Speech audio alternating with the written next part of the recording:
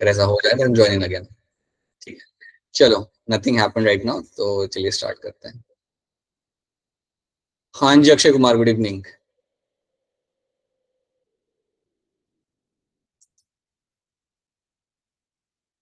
Alright, तो आज के लेक्चर में हम देखेंगे हमारा यहाँ पे embryo and endosperm development. In the last lecture we have understood something like your, तीन चीजें हमने देखी थी पिछले क्लास के अंदर। We have discuss something about the pollen pistil interaction हमने देखा था। सो क्या थी हमारी तीन चीजें हमने देखी थी? We have understood something in terms of the pollen pistil interaction,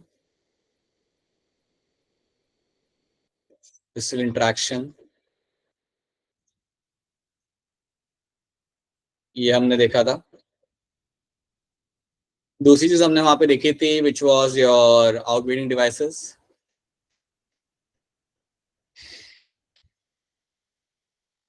सो ये हमने देख ली थी सेकेंड चीज पिछले क्लास के अंदर। और तीसरी चीज हमने देखी, that was my artificial classification, artificial hybridisation. Then the last thing was artificial hybridisation. तो ये तीन चीजें थी जो हमने पिछले क्लास में करके थी, जो बहुत ही आसान सी चीजें थी, राइट। एक बार रिवाइज करना हमेशा, क्वेश्चन सॉल्व करने के पहले इनके जब आपको क्वेश्चन मिलेंगे तो आपको रिवाइज देम थॉरली।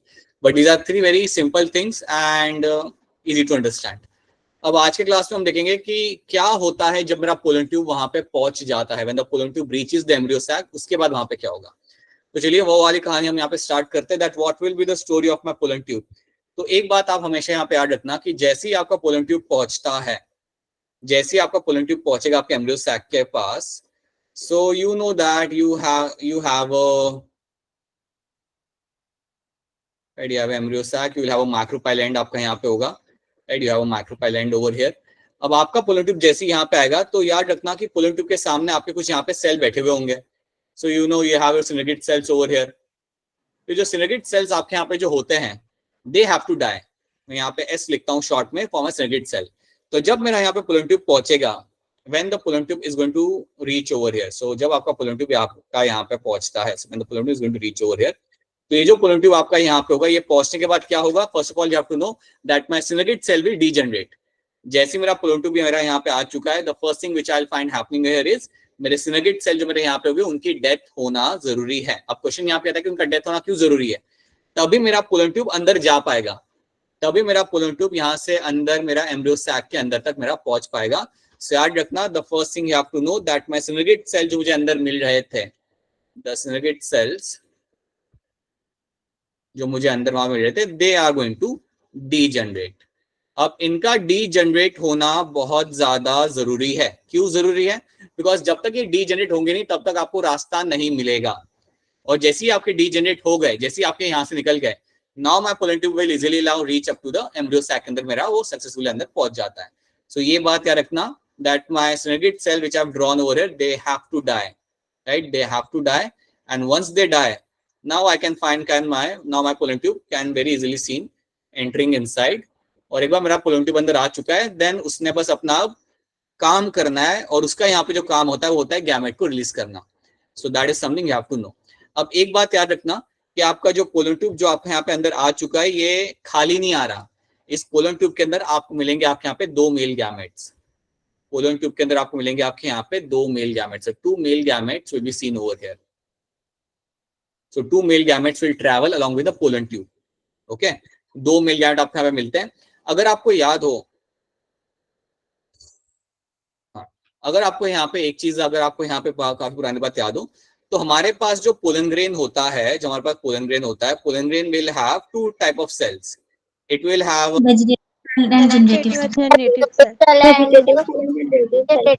बहुत बढ़िया, बहुत बढ़िया। तो जो स्मॉलर वन मेरा जो यहाँ पे होता है, that is my generative cell, that is your generative cell, right. अब ये जनरेटिव सेल आपका यहाँ पे होगा, दिस विल अंडरगो माइटोसिस, ये आपका माइटोसिस करता है, और इससे ही आपको मिलता है आपके यहाँ पे दो मेल गैमेट्स। सो जनरेटिव सेल आपका यहाँ पे करेगा, याद रखना, ये आपका करता है यहाँ पे माइटोसिस। और माइटोसिस करने के बाद, ये पहले कर चुका है, ये पोलन ट्यूब पोलन स्टिग्मा पे जब बैठा था तभी इसने कर लिया था। जब मेरा पोलन ग्रेन स्टिग्मा के ऊपर आके बैठता है तभी वो अपना करता है माइटोसिस कंप्लीट जनरेटिव सेल का, और फिर आपको वहां से बन के मिलेंगे आपके यहाँ पे दो male gametes. So at that point of time we will find two male gametes will be formed. So दो male gametes आपको यहाँ पे आपके मिलके रेडी हो जाते हैं। So two male gametes have been formed over here. ठीक है, 2 मेल गैमेट आपके यहाँ पे बन जाते हैं। और ये चीज आप पढ़ भी चुके हैं, ये मैंने आपको पहले ही बताया था कि अगर आपके 2 मेल गैमेट हो और एक ट्यूब सेल हो, that is my 3 cell structure. वो आपको कई बार आपको पोलन ग्रेन रिलीज करते समय आपको 3 सेल स्टेज मिलता है, लेकिन यहाँ पे क्या हो रहा है, मेजॉरिटी ऑफ द प्लांट में क्या होता है, 2 सेल स्टेज पे आपका पोलन ग्रेन रिलीज किया जाता है। और जब ये पोलन ग्रेन आके बैठेगा मेरे स्टिग्मा के ऊपर, तो स्टिग्मा पे बैठने के बाद what will happen, my generative cell will undergo mitosis, और माइटोसिस करने के बाद it will give me the 2 male gametes. Mitosis करने के बाद ये मुझे यहाँ पे 2 मेल गैमेट मुझे यहाँ पे दे देगा।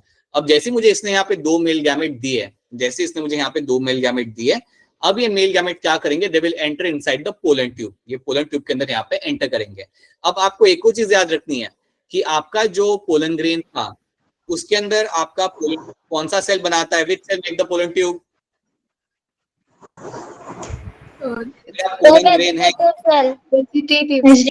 सबको ये याद रखनी है बात, जो मेरे यहाँ पे पोलन ग्रेन जो है ना मेरा यहाँ पे, तो जेनेटिव सेल से मेरे बनते मेरे 2 मेल गैमेट, और जो मेरा वेजिटेटिव सेल है मेरे यहाँ पे, the vegetative cell I have over here, ये जो मेरा यहाँ पे सेल है इसमें से बनता है मेरा पोलन ट्यूब। तो जब ये पोलन ग्रेन आके बैठता है मेरे यहाँ पे स्टिग्मा के ऊपर, तो उसके बाद मेरे वेजिटेटिव सेल में से मेरा पोलन ट्यूब बनेगा। तो अगर मैं आपको यहाँ पे थोड़ा सा बनाऊं यहाँ पे दिखा के, कि जैसे समझे मेरा पोलन ग्रेन आके मेरा बैठा है यहाँ पे स्टिग्मा के ऊपर, as soon as it comes and sits on the stigma, तो जैसे वो स्टिग्मा के ऊपर आके मेरा यहाँ पे बैठता है, देन व्हाट विल हैपन कि मेरे वेजिटेटिव सेल में से मेरा पोलन ट्यूब बन के निकल आएगा। So vegetative cell will now form the pollen tube, और इस पोलन ट्यूब के अंदर आप अपने डिपॉजिट करोगे अपने 2 मेल गैमेट। तो इसी पोलन ट्यूब के अंदर आप अपने 2 मेल गैमेट जो आपने अभी भी बनाए थे उनको आप डिपॉजिट कर दोगे, उन्हें आप वहां पे छोड़ दोगे। तो बेसिकली पोलन ट्यूब क्या करता है, पोलन ट्यूब मेल गैमेट को लेके आपका आएगा towards the embryo sac, towards the ovule, towards the inside the embryo sac, वहां पे अपना एंटर करेगा। याद रखना, पोलन ट्यूब मेरा एंटर करने के लिए आपको वहां पे कुछ सेल्स को वहां से हटाना पड़ेगा, दैट आर माय सिनर्गिड सेल। आप ऐसा सोचो कि सिनर्गिड सेल वहां पे दरवाजे पे खड़ा हुआ है, उसको वहां से मार के हटाना जरूरी है। एक बार आपने उसे मार के वहां से हटा दिया तो मेरा ये जो पोलन ट्यूब है ये मेरा अंदर यहाँ पे पहुंच जाएगा, और जैसे मेरा पोलन ट्यूब अंदर पहुंच गया, देन व्हाट विल हैपन कि उसके साथ साथ मेरे मेल गैमेट भी अंदर यहाँ पे आ जाएंगे। तो इतनी चीज आपको यहाँ पे याद रखनी है, that is the first event you will find happening over here, the degeneration of synergid cell is important, तभी आपका पोलन ट्यूब एम्ब्रियो सैक में पहुंच सकता है। ठीक है सर? हाँ बेटा बताओ सर, इस टॉपिक का नेम क्या है? We are doing the embryo development, endosperm development. Okay sir. ठीक है, अब देखो अभी यहाँ पे उतार के आपके एम्ब्रियो सैक के अंदर देखो सिनर्गिड सेल तो चले गए आपके, सिनर्गिड के बाजू में आपका यहाँ पे होगा egg cell, near by you will have the egg cell over here, तो यहाँ पे हमारे यहाँ पे खड़ा होगा, राइट। अंजलि अलजिया बताइए क्या सवाल है आपका? सर मुझे पूछना था, अगर ऐसा कोई पोलन ट्यूब रह गया जिसकी जेनेटिक सेल में माइटोसिस नहीं हुआ, क्या वो भी सेल के थ्रू जाएगा ओवरी तक? अगर आपके पोलन ग्रेन के अगर आपका माइटोसिस नहीं हुआ तो उसके अंदर मैं समझ जाओ कि फिर मेल गैमेट्स बने ही नहीं है। अगर मेल गैमेट्स बने ही नहीं है तो फिर वो आपके नहीं आएंगे पोलन ट्यूब के अंदर। ठीक है, तो अगर आपका पोलन ट्यूब के अंदर अगर समझो अगर पोलन ग्रेन में आपका माइटोसिस नहीं हुआ और अगर आपने पोलन ट्यूब वहां पे बनने लगता है, तो पोलन ट्यूब के अंदर कभी मेल गैमेट्स आपको मिलेंगे ही नहीं, बिकॉज अंदर है ही नहीं, मेल गैमेट्स वहां पे बने ही नहीं अभी तक। So it won't happen, so you won't find anything coming from pollen grain into the embryo sac.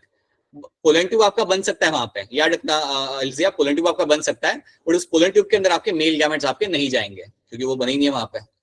ठीक है, सो नाउ यू हैव, हाँ you have a egg over here. Egg आपका यहाँ पे हमेशा रहेगा आपका यहाँ पे हैप्लॉइड, और बीच में आपके यहाँ पे होंगे 2 पोलर न्यूक्लिया, वो भी आपके यहाँ पे होंगे। So you will have 2 polar nuclei over here, वो भी आपके हैप्लॉइड होते हैं, राइट। और ऊपर आपके होते हैं एंटीबॉडी सेल। एंटीबॉडी सेल भी कुछ टाइम के बाद गायब हो जाएंगे, वो भी डीजेनरेट हो जाते हैं, बट अभी के लिए हम बना देते हैं। तो या ओवर हियर एंटीबॉडी सेल आपके यहाँ पे लगे हुए आपके यहाँ पे मिल जाएंगे। ठीक है सर? हाँ बेटा बताइए।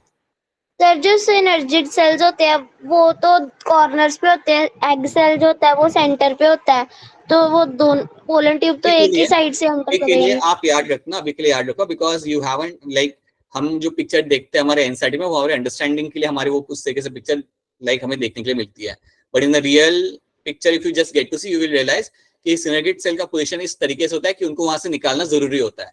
सो you have to get rid of them, तभी आपका पोलन ट्यूब वहां पे सक्सेसफुली अंदर जा सकता है। ठीक है, so basically you have synergid cell, एक की डेथ होगी पोलन ट्यूब अंदर आएगा, एंड उसके बाद सेकंड सिनर्जिड सेल की डेथ आपकी वैसी हो जाती है, उसका कोई काम नहीं होता वहां पे, उसका भी कुछ वहां पे रोल नहीं होता, तो that is why they will die over there. ठीक है। अब आपके यहाँ पे हाँ आपके सेंटर में आपके पास है यहाँ पे आपके polar nuclei. So now here you have a polar nuclei जो आपके सेंटर में है। अब देखो यहाँ पे होता क्या है। Now let's try to see what will be happening over here. Polar nuclei will be in the centre. You have an egg in the one side, micropylar end पे आपका यहाँ पे एग है, सेंटर में पोलर न्यूक्लिया, और आपके दो male gametes वहां तक पहुंच चुके हैं। अब जैसे ही आपको पोलर ट्यूब अंदर आ गया तो क्या करेगा, दोनों मेल गैमेट को वहां पे रिलीज कर देगा। सो पोलर ट्यूब एक बार मेरा जो अंदर पहुंच चुका है, तो पता है यहाँ पे क्या होगा, जो मेल गैमेट्स है वो भी आएंगे आगे तक, दे विल आल्सो ट्रैवल, और ट्रैवल करके अल्टीमेटली क्या होगा, this male gametes will be release in the embryo sac. इन मेल गैमेट्स को आप एम्ब्रियो सैक के अंदर आप रिलीज कर दोगे, तो यहाँ से मेरा मेल गैमेट निकल के आएगा and it will release in the embryo sac। ये आ गया, एक यहाँ पे आ गया, एक और हमने यहाँ पे रिलीज कर दिया। अब यहाँ पे देखते हैं कि अब यहाँ पे होता क्या है। अब जनरली यहाँ पे होगा क्या, तो हम इसको थोड़ा सा ध्यान से देखते हैं। सी, समझो कि यहाँ पे है मेरे यहाँ पे polar nuclei, so you have two polar nuclei in the centre, right. ये मेरा एक हैप्लॉइड मेरा न्यूक्लिया है, ये कोई मेरा यहाँ पे हैप्लॉइड न्यूक्लिया है, ये मेरे दोनों यहाँ पे खड़े हैं, this are my polar nuclei. Polar nuclei को हम इवन बोल सकते हैं as a secondary nucleus. So ये मेरे यहाँ पे polar nuclei, this is my polar nuclei, और पोलर न्यूक्लिया को मैं इवन कह सकता हूं यहाँ पे एज अ सेकेंडरी न्यूक्लियस। इसको इवन हम बोलते हैं यहाँ पे एज अ सेकेंडरी न्यूक्लियस। अब देखो यहाँ पे होता क्या है, मेरा मेल गैमेट यहाँ पे आ चुका है, मेरा मेल गैमेट अंदर वहां पे पहुंच चुका है। मेरा मेल गैमेट जो यहाँ पे मेरा पहुंच चुका है यहाँ पे, that male gamete will be also going to be haploid, वो मेरा यहाँ पे हैप्लॉइड ही होगा। अब आप सोचिए यहाँ पे होता क्या है, मेरा हैप्लॉइड मेल गैमेट इन दोनों के साथ जाके फ्यूज करेगा। सो जब तीनों एक दूसरे के साथ यहाँ पे फ्यूज कर रहे हैं, जब तीनों यहाँ पे एक दूसरे के साथ जाकर फ्यूज करेंगे, सो इट्स लाइक n+n+n।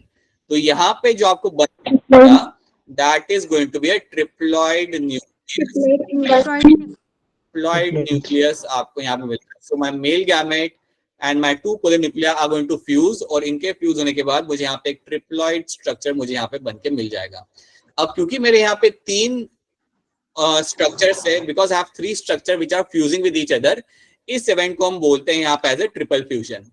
इस इवेंट को मैं बोलूंगा यहाँ पे एज अ ट्रिपल। यहाँ पे मेरा इवेंट यहाँ पे हुआ मेरा, that is my triple fusion.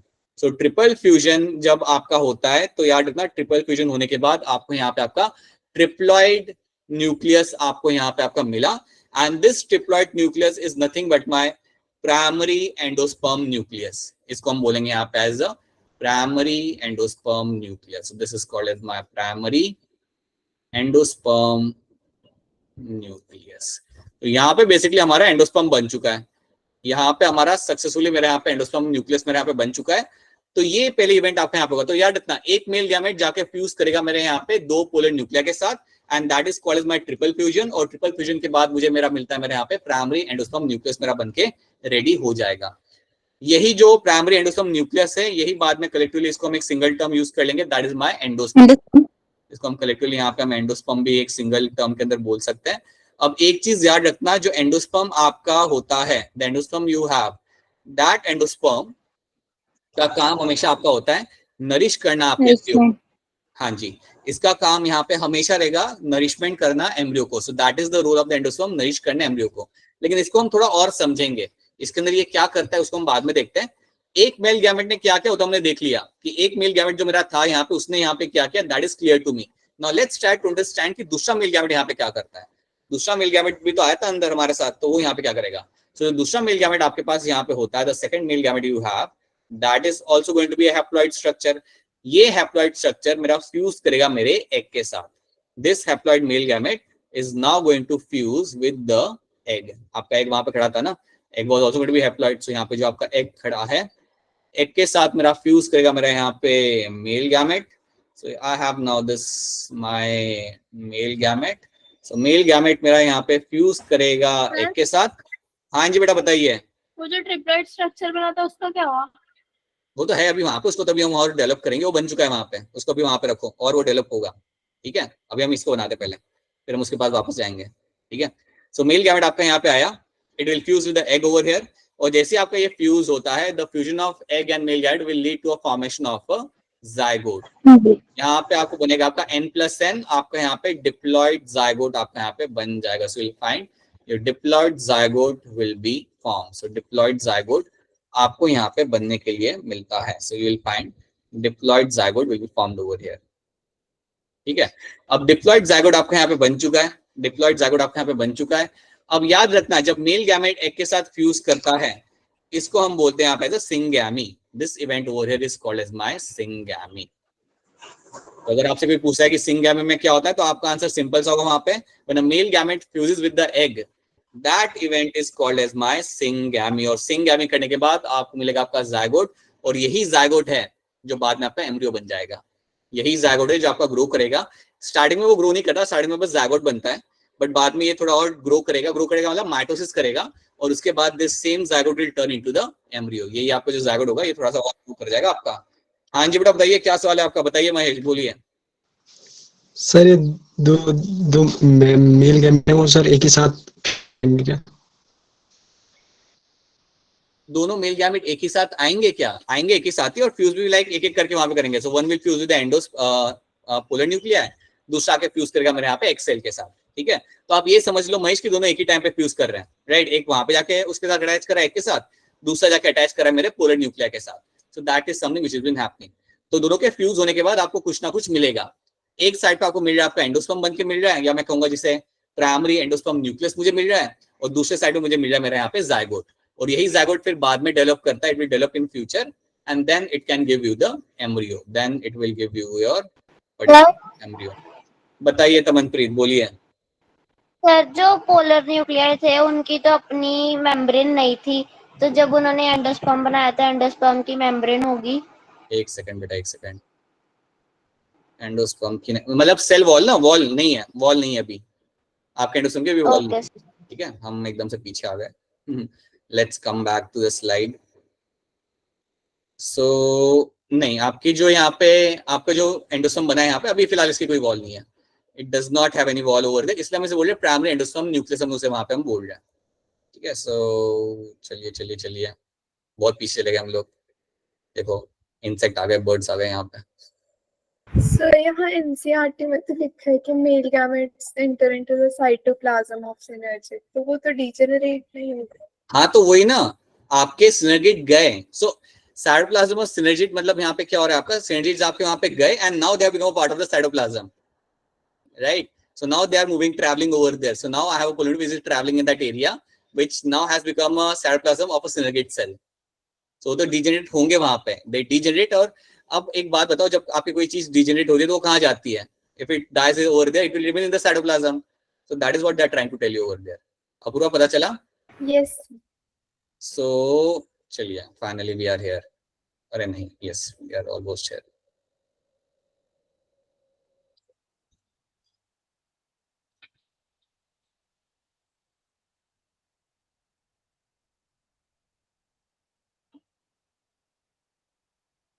Okay, so अब याद रखना, आपका जो जाइगोट यहाँ पे होगा, now this will turn into the embryo, but that will be happening with some time, after some time it will turn into the embryo, right. अब आपको यहाँ पे याद रखना कि आपका सिंगैमी यहाँ पे हो चुका है। आपका एक मेल गैमेट फ्यूज करके बना, एक के साथ बनाया उसने जाइगोट, दूसरा मेल गैमेट आपका फ्यूज के उसने बनाया आपका यहाँ पे प्राइमरी एंडोस्पर्म न्यूक्लियस। तो ये जो दो इवेंट आपके यहाँ पे हुए, क्योंकि आपके यहाँ पे दो बार फर्टिलाइजेशन हुआ, एक फर्टिलाइजेशन करके आपने बनाया प्राइमरी एंडोस्पर्म न्यूक्लियस, और एक फर्टिलाइजेशन करके आपने बनाया आपका यहाँ पे अपना जाइगोट। तो इस इवेंट को हम यहाँ पे कलेक्टिवली बोलते हैं यहाँ पे एज अ डबल फर्टिलाइजेशन। सो मैं कह सकता हूँ यहाँ पे मेरा डबल फर्टिलाइजेशन मेरा यहाँ पे हो चुका है। तो now you can see over here the double fertilisation has taken place. तो डबल फर्टिलाइजेशन मेरा यहाँ पे हो चुका है। और जब आपका डबल फर्टिलाइजेशन होता है तो याद रखना उसका आउटकम क्या होगा। After double fertilisation you will get two things have been formed. You have an embryo which has been formed, right? Plus you also have an endosperm which has been formed. So endosperm and embryo आपको मिलते हैं, which is going to be the outcome of my double fertilization. आपको हमेशा याद रखना है कि endosperm जो आपको मिलता है that is always going to be triploid in nature, and जो embryo आपका यहाँ पे होता है that is always going to be diploid in nature. So endosperm आपका यहाँ पे होगा triploid in nature and your embryo is going to be your diploid in nature. तो ये चीज आपको यहाँ पे याद रखनी है. This is something you have to remember in this. ठीक है. So endosperm आपका यहाँ पे triploid होगा. So that is a very common thing you will find in the angiosperms के अंदर. ये बात हमेशा याद रखना. Triploid and embryo is going to be diploid in it. Embryo हमेशा आपका diploid होगा. तो ये चीज याद रखना कि it is going to be peculiar to the angiosperm. आपको जिम्नोस्पर्म के अंदर डबल फर्टिलाइजेशन होते हुए आपको नहीं मिलता। ये चीज आपको होते हुए मिलेगी सिर्फ आपके एंजियोस्पर्म के अंदर। सो that is the event which will only find happening in the angiosperm. तो ये मेरा यहाँ पे हो गया। अब थोड़ा इसको और हम समझते हैं। Let's come back to my primary endosperm nucleus. पहले तो ये बताओ, क्या ये वाली स्लाइड आप सबको यहाँ तक समझ आ रही है? Is the slide clear to all of you? Yes, sir. Yes, sir. ठीक है, कोई बात अगर समझ नहीं आ रही तो पूछ लेना, right? So this slide should be clear to all of you. अब यहाँ पे होता क्या है कि जब आपका यहाँ पे एंडोस्पर्म बन चुका है, so have a primary endosperm nucleus. अब ये जो न्यूक्लियस है ना यहाँ पे, ये जो 3n न्यूक्लियस आपके सामने है, this will undergo mitosis, right? अभी इसके अंदर वॉल फॉर्मेशन आपको मिलेगा नहीं।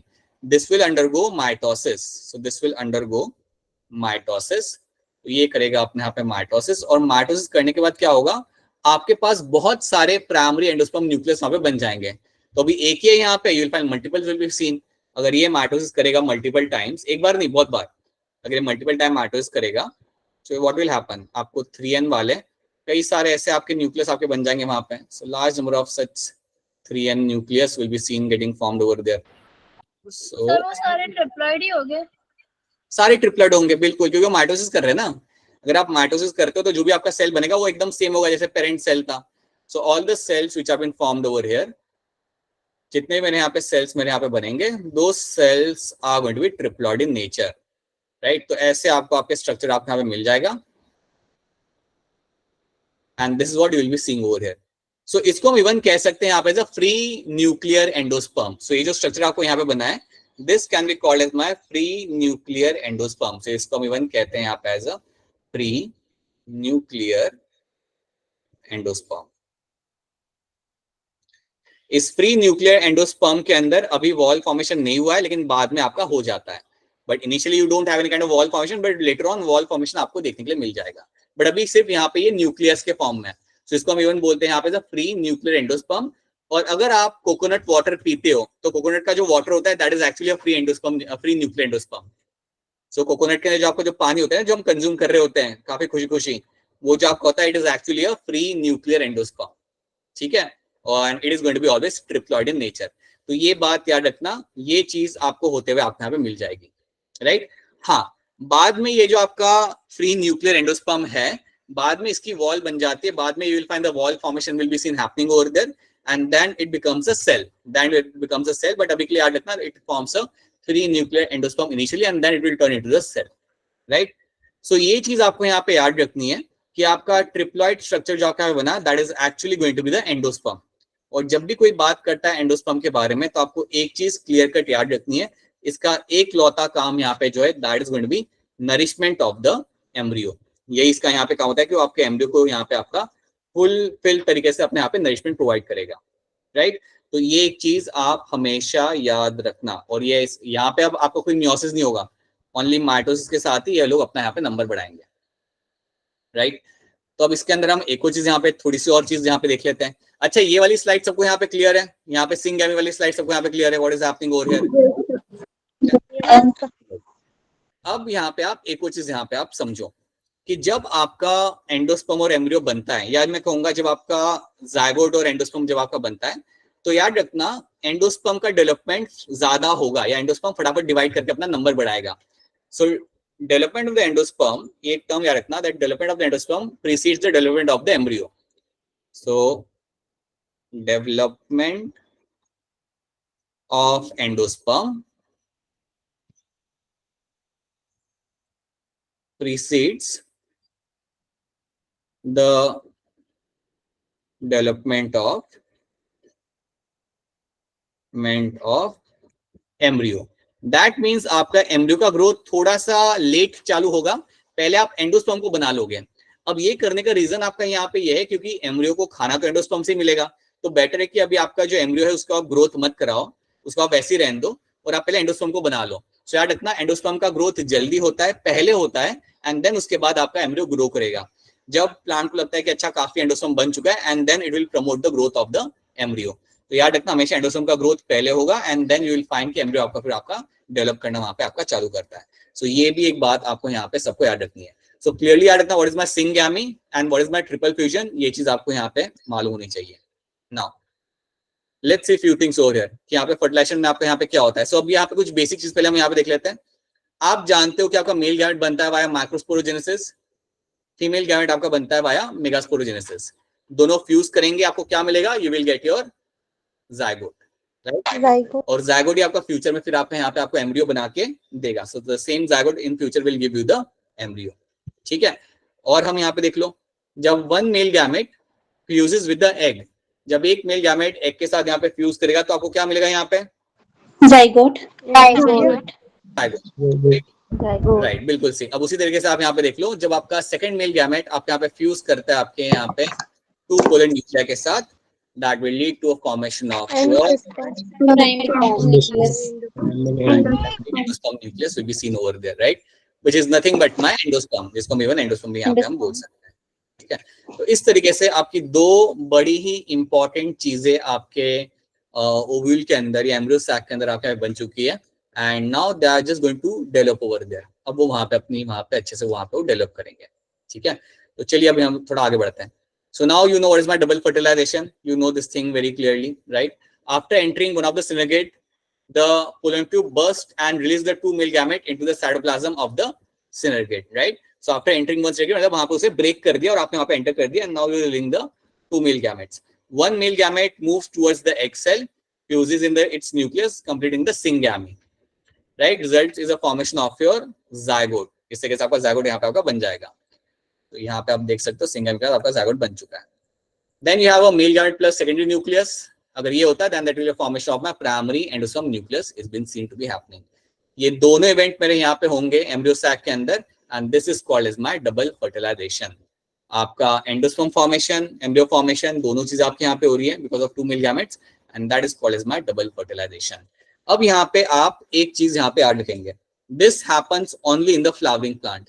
ये चीज आपके फ्लावरिंग प्लांट में होती है। अब मैं आपको एक चीज बताना चाहूंगा, एक चीज याद रखना, अगर आप बात करते हो, ये तो हो गया एंजियोस्पर्म की कहानी, ये हो गई मेरे यहाँ पे एंजियोस्पर्म की कहानी। अब आप एक बात याद रखो, you have a gymnosperm as well, you have gymnosperm as well. तो जिम्नोस्पर्म की जब हम बात करते हैं तो जिम्नोस्पर्म के अंदर आप एक चीज यहाँ पे याद रखना, that in the gymnosperm you will find, इनके अंदर भी आपको एंडोस्पर्म मिलेगा, इनके अंदर भी आपका एंडोस्पर्म होता है, बट याद रखना जिम्नोस्पर्म में जो एंडोस्पर्म बनता है that is always going to be haploid in nature. ये चीज आप दिमाग में बिठा लो, ये कई बार स्टेटमेंट के अंदर आ जाता है। तो जिम्नोस्पर्म के अंदर जो आपका एंडोस्पर्म होगा that is going to be haploid in nature, ये आपका हैप्लॉइड होगा, right. On the other hand एक और चीज याद रखना, यहाँ पे एंडोस्पर्म बनाया जाता है प्री फर्टिलाइजेशन, प्री फर्टिलाइजेशन मतलब फर्टिलाइजेशन होने के पहले, मेल गैमेट आने के पहले आप एंडोस्पर्म यहाँ पे बना के रख लेते हो।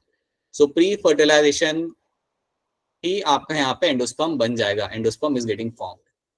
तो ये बात भी सब लोगों ने क्लियर कट याद रखनी है कि आपका यहाँ पे एंडोस्पर्म जो बनाया जाता है जिम्नोस्पर्म के अंदर, ये बनाया जाएगा पोलन ग्रेन आने के पहले ही, पोलन ग्रेन आने के पहले आप बना के यहाँ पे रख देते हो, ठीक है। And this endosperm is going to be haploid in nature. इतनी चीज, बस दो चीज यहाँ पे याद रख लो। आपको नहीं सीखना कि कैसे बन रहा है, क्यों बन रहा है, कौन कौन इन्वॉल्व होता है, कौन से सेल में से बनता है, ये सब आपको नहीं जानना। इतना याद रखना कि यहाँ पे बन जाएगा एंडोस्पर्म पहले, और उसके लिए आपको पोलन ग्रेन के आने की भी वहां पे जरूरत नहीं, वो पहले से बना के रेडी रखता है ओव्यूल, ठीक है। क्या ये बात समझ आ रही है आप सबको यहाँ पे? Is this thing clear to all of you? Yes sir. ठीक है, चलो नाउ अब देखो यहाँ पे क्या होता है। So this something we have seen. हाँ बेटा बताओ।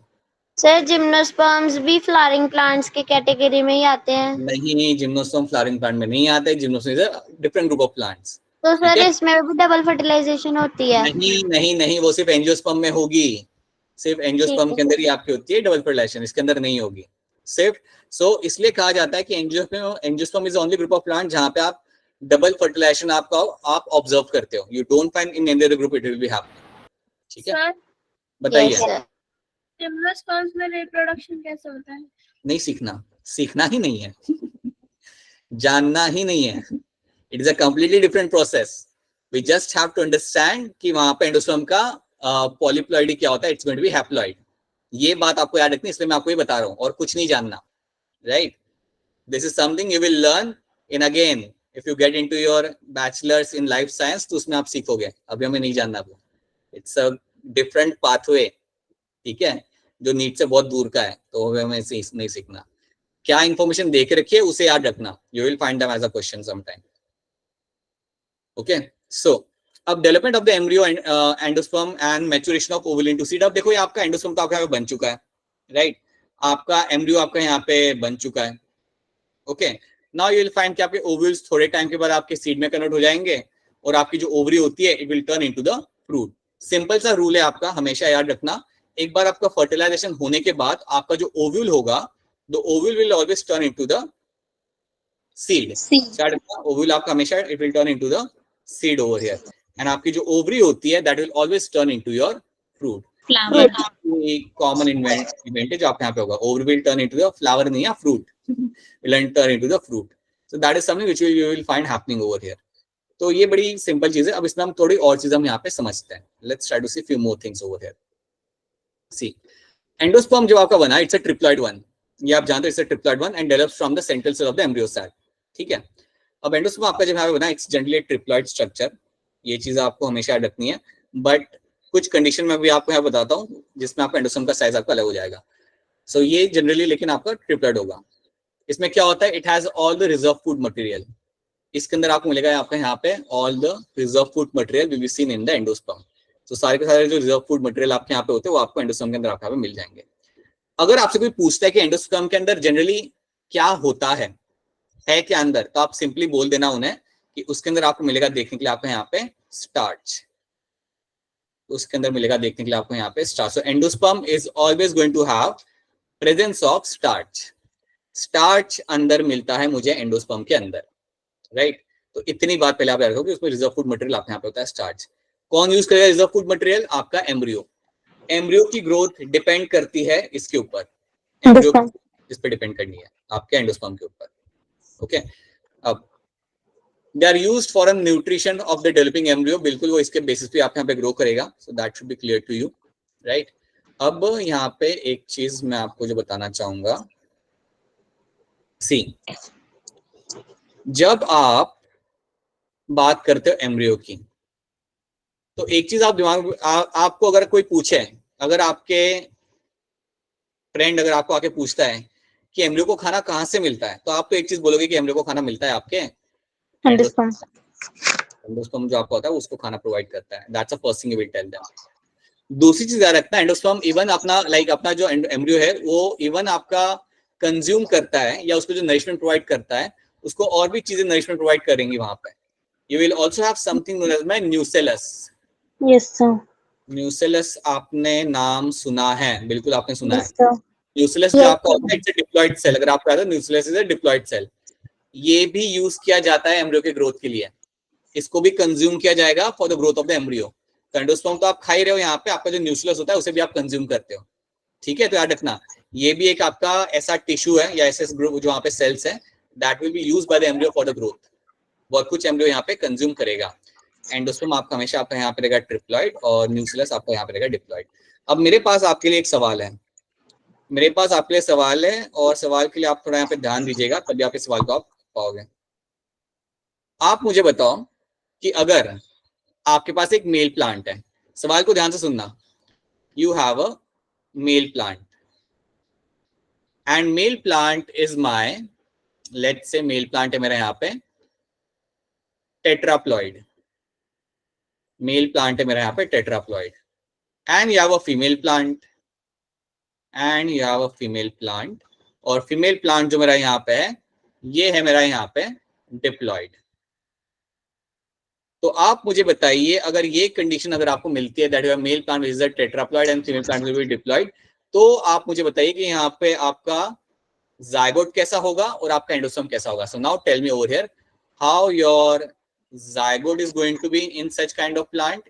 जब इनका इन दोनों के बीच में जब क्रॉसिंग होगा, इन दोनों के बीच में जब क्रॉसिंग होगा तो आप मुझे बताइए कि जायगोट कैसा होगा और आपका एंडोस्पर्म कैसा होगा। Take your time and tell me and raise your hand, directly नहीं बताना।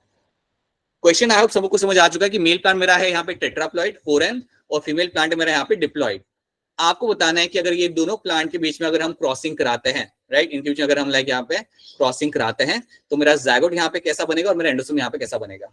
सो लीजिए अपने 30 सेकंड्स यहाँ पे लीजिए and try to tell me. I hope question सबको समझ आया। Kajal, Apoorva and all the girls, question समझ आया आपको यहाँ पे? Yes, yes, sir. right? And same thing goes for all the boys. Anirudh, Mahesh, Prakhar, Om, Josh and all the boys. I hope it's clear to you as well. ठीक है? Question समझा दो। हाँ, देखो क्वेश्चन यहाँ पे ये कि आपका मेल प्लांट है, मेल प्लांट है मेरे यहाँ पे 4n, फीमेल प्लांट है मेरे यहाँ पे डिप्लॉयड 2n। आपको ये बोलना है कि जब इनके बीच में क्रॉसिंग होगा, क्रॉसिंग मतलब जब इस प्लांट में से, मेल प्लांट में से जब मेल गैमेट्स बन के आएंगे और फीमेल प्लांट में से जब आपका एग बनेगा, तो आपको किस टाइप का जायगोट और किस टाइप का एंडोस्पर्म आपका पे मिलेगा। That's you have to tell me. Apoorva ने कर लिया इतनी जल्दी? ओके, अपूर्वा बताइए क्या लग रहा है आपको इसका आंसर? सो वैसे ही कि जाइगोट डिप्लॉयड और एंडोस्पर्म ट्रिप्लॉयड। ऐसे ही बनेगा? आप कह रहे हो कि जायगोट बनेगा आपका डिप्लॉयड यहाँ पे, ऐसा तो नहीं होगा, और एंडोस्पर्म आपका बनेगा ट्रिप्लॉयड। ठीक है, और कोई अलजिया बताइए।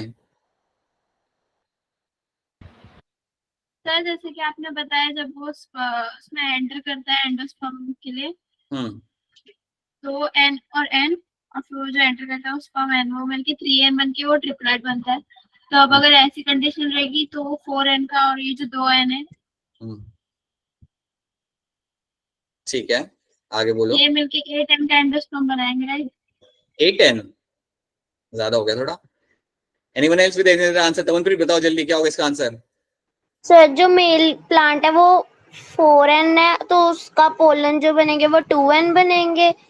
फीमेल प्लांट जो 2n है। तमनप्रीत रुक जाओ, बिल्कुल सही। अब मेरी बात यहाँ पे आप लोग ध्यान से समझिए। सी, आपको जो मेल प्लांट आपका यहाँ पे होगा, द मेल प्लांट आपका यहाँ पे है 4n, राइट? अगर मेल प्लांट मेरे यहाँ पे 4n है, तो मेरे जो पोलन ग्रेन इसमें बनेंगे, तो जो मेरे यहाँ पे पोलन ग्रेन मेरे यहाँ पे बन के आएंगे, those pollen grain over here are going to be 2n। क्योंकि क्या होता है, जब 4n सेल मेरा करेगा मियोसिस, तो मुझे 4 मेरे पोलन ग्रेन मिलेंगे and they are going to be diploid. Half हो जाता है ना, जो आप मियोसिस करते हो, it is a reduction division, तो जो भी आपके नंबर ऑफ क्रोमोसोम होते हैं वो आपके हाफ हो जाते हैं। तो आपको जो पोलन ग्रेन यहाँ पे आपको बन के मिलेगा, वो आपको मिलेगा आपके यहाँ पे डिप्लॉयड। अगर पोलन ग्रेन आपका यहाँ पे डिप्लॉयड है, तो सिंपल सी बात है बेटा कि आपके मेल गैमेट्स जो आपके होंगे यहाँ पे, वो भी आपके डिप्लॉयड ही होंगे। They are also going to be diploid in nature. तो अगर मेरे यहाँ पे जो मेल गैमेट्स जो मेरे यहाँ पे होंगे, they are also going to be diploid in nature. So बिल्कुल सही बात है तमनप्रीत, तो यहाँ तक आप बिल्कुल सही हो। अब बताओ फीमेल प्लांट के साथ क्या हो रहा है? सर फीमेल प्लांट है जो वो 2n है, तो जो एग सेल होगा वो हैप्लॉइड होगा। राइट, बिल्कुल सही तमनप्रीत। रुक जाओ, हाँ रुक जाओ। सो अगर आपका फीमेल प्लांट आपका यहाँ पे डिप्लॉयड है, तो सिंपल सी बात है, इसमें अगर इस प्लांट से अगर आप एम्ब्रियो सैक बनाओगे, राइट, तो सिंपल सी बात है, सारे के सारे जो मेरे वहां पे एम्ब्रियो सैक के अंदर सेल होंगे वो हैप्लॉइड ही होंगे, because it's a normal 2n plant. तो 2n प्लांट से अगर मैं एम्ब्रियो सैक बनाता हूँ, अगर मैं इससे बनाता हूँ मेरा यहाँ पे एम्ब्रियो सैक, तो एम्ब्रियो सैक जब मेरे यहाँ पे बनेगा, तो आप जानते हो एम्ब्रियो सैक में सारे आपके जो सेल्स यहाँ पे होंगे वो आपके हैप्लॉइड ही होंगे। They are all going to be haploid in nature, right? They are all going to be haploid, क्योंकि मेरा ये एक नॉर्मल 2n प्लांट है। सारे आपके प्लांट नॉर्मल 2n ही होते हैं ना, तो इसमें से आपको ज्यादा कैलकुलेशन करने की जरूरत नहीं है। सो अगर एम्ब्रियो सैक में सारे सेल मेरे हैप्लॉइड हैं, तो समझ जाना कि द एग जो आपका यहाँ पे होगा, एग जो आपका यहाँ पे होगा, that egg is going to be haploid, और जो पोलर न्यूक्लिया आपके यहाँ पे होंगे वो भी आपके हैप्लॉइड होंगे। So will have a 2 polar nuclei over here, right? So again you will have n plus n, 2 polar nuclei आपके यहाँ पे बन जाएंगे। ठीक है, क्या ये वाली बात आप सबको यहाँ पे समझ आ रही है? Janvi and all the people over here, क्या is this clear to all of you? Right, तो ये देखो आपका यहाँ पे बन चुका है। अब देखो यहाँ पे क्या होता है। So now what will happen कि आपका जो मेल गैमेट आपका यहाँ पे है 2n है वो, राइट? सो अब आप सोचो कि अगर मेरा 2n मेल गैमेट आके इससे फ्यूज करेगा, सो अगर मेरा यहाँ पे 2n मेल गैमेट आके अगर मेरे यहाँ पे फ्यूज करता है मेरे 2 पोलर न्यूक्लिया के साथ, तो बताइए 2n plus n plus n क्या बनेगा मेरा यहाँ पे? 4n, right? तो मेरा जो एंडोस्पर्म यहाँ पे मेरा बन रहा है वो एक्चुअली मेरा बनेगा यहाँ पे नॉट 3n, बट जबकि मेरा बनेगा यहाँ पे वो 4n। So 4n endosperm be seen to be forming over here, right? और उसके बाद जो आपका यहाँ पे हैप्लॉइड एग है, जब इसके साथ मेरा आके फ्यूज करेगा मेरा डिप्लॉइड स्पर्म, जब मेरा डिप्लॉइड स्पर्म इससे आके फ्यूज करेगा, तो मेरा यहाँ पे किस टाइप का बनेगा embryo? Triploid.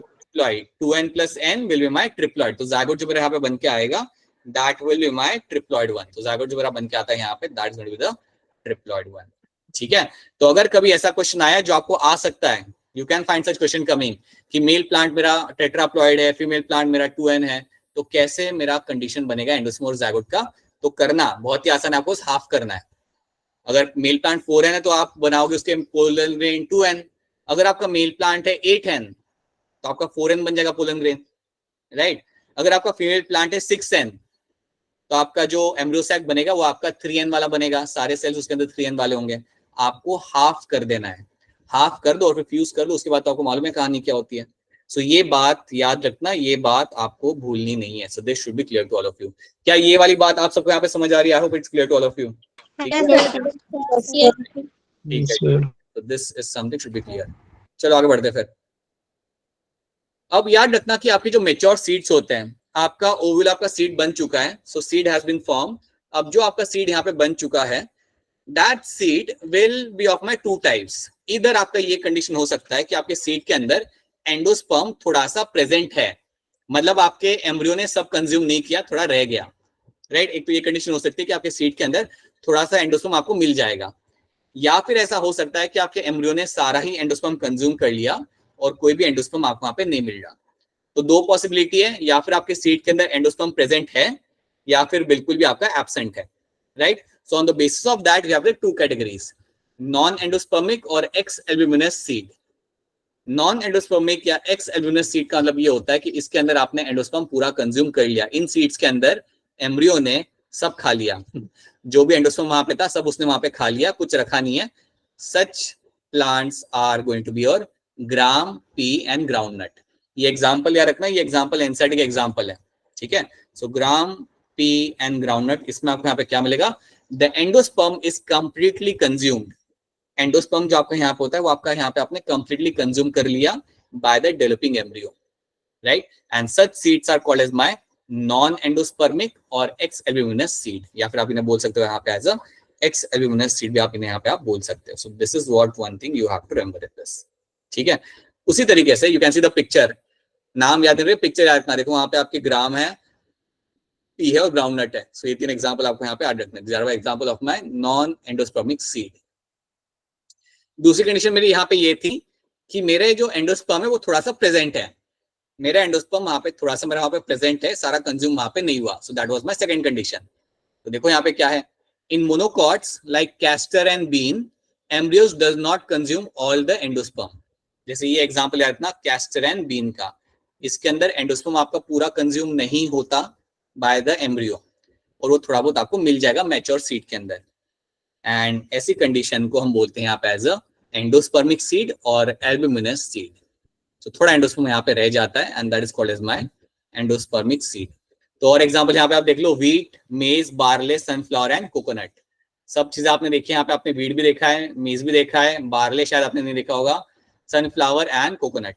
So these 4 are the examples of my endospermic और एल्ब्यूमिनस सीड। सर बार्ले क्या होता है? It's a one type of grain only, which has been very heavily used in creating the beverages. Alcoholic drinks बनाने के लिए उसे use किया जाता है, ठीक है। So that's one kind of seed. So that's a barley. So barley, maize, wheat, sunflower and coconut are the examples of your endospermic seed. इनके अंदर एंडोस्पर्म आपको मिल जाएगा, थोड़ा बहुत आपको एंडोस्पर्म यहाँ पे आपको मिल जाएगा जो हम कंज्यूम ही करते हैं, ठीक है। तो यहाँ पे आप देख लो, सनफ्लावर आप यहाँ पे देख लो, बार्ले आप यहाँ पे देख लो, राइट।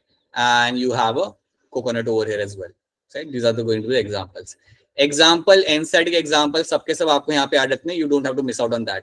इसके अलावा कोई भी एक्स्ट्रा एग्जाम्पल याद रखने की जरूरत नहीं है, बस यही एग्जाम्पल आपको याद रखने इन terms of the endospermic seed को लेके, राइट। तो ये हमने यहाँ पे देख लिया। नेक्स्ट चीज मैंने आपको बताया था कि आपका जो एम्ब्रियो है वो एंडोस्पर्म कंज्यूम करता है, बट उसके साथ साथ it also can consume one more thing. वो वन मोर थिंग क्या था? तो आपका एम्ब्रियो जो होता है वो आपका न्यूक्लियस भी आपका काफी हैप्पीली वो कंज्यूम कर सकता है, राइट।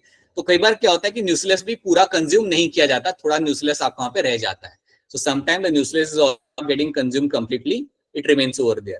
सो वो हम देखते हैं वो हमारा क्या होता है, let's try to see that later on. But याद रखना कि न्यूक्लियस भी आपका थोड़ा बहुत आपका रह जाएगा आपके एम्ब्रियो के अंदर। अब हम थोड़ी बात करते हैं यहाँ पे, let's talk about the embryo. अब एम्ब्रियो की अगर मैं बात करता हूं तो development of the embryo from zygote is called as my embryogeny. So embryo आपका ग्रो करेगा। सो बेसिकली होगा क्या, यू विल हैव इनिशियली आपका होगा एक सिंगल सेल्ड ज़ायगोट, पहले आपका सिर्फ ज़ायगोट होगा और फिर आपका ज़ायगोट स्लोली आपका यहाँ पे ग्रो करेगा and will turn into the mature embryo, right. तो पहले एक सेल होगा, फिर उसमें आपके आएंगे 2 सेल, राइट। सो काफी डिटेल्ड प्रोसेस है ये। The growth of the embryo is a very detailed process. हमें इतना डिटेल में नहीं सीखना, बिकॉज नीट एग्जाम के अंदर you don't get question based on the detailed structures of the embryo. हाँ, बट कुछ चीजें आ सकती है, वो कुछ चीजें हम यहाँ पे समझते हैं। So let's have a look at that.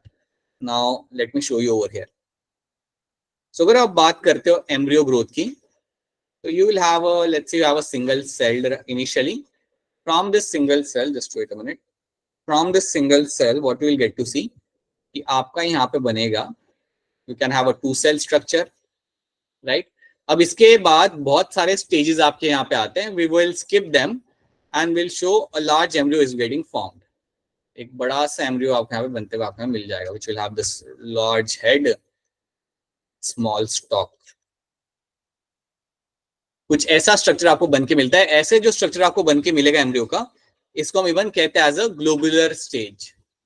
इसको हम इवन कहते हैं as a globular stage.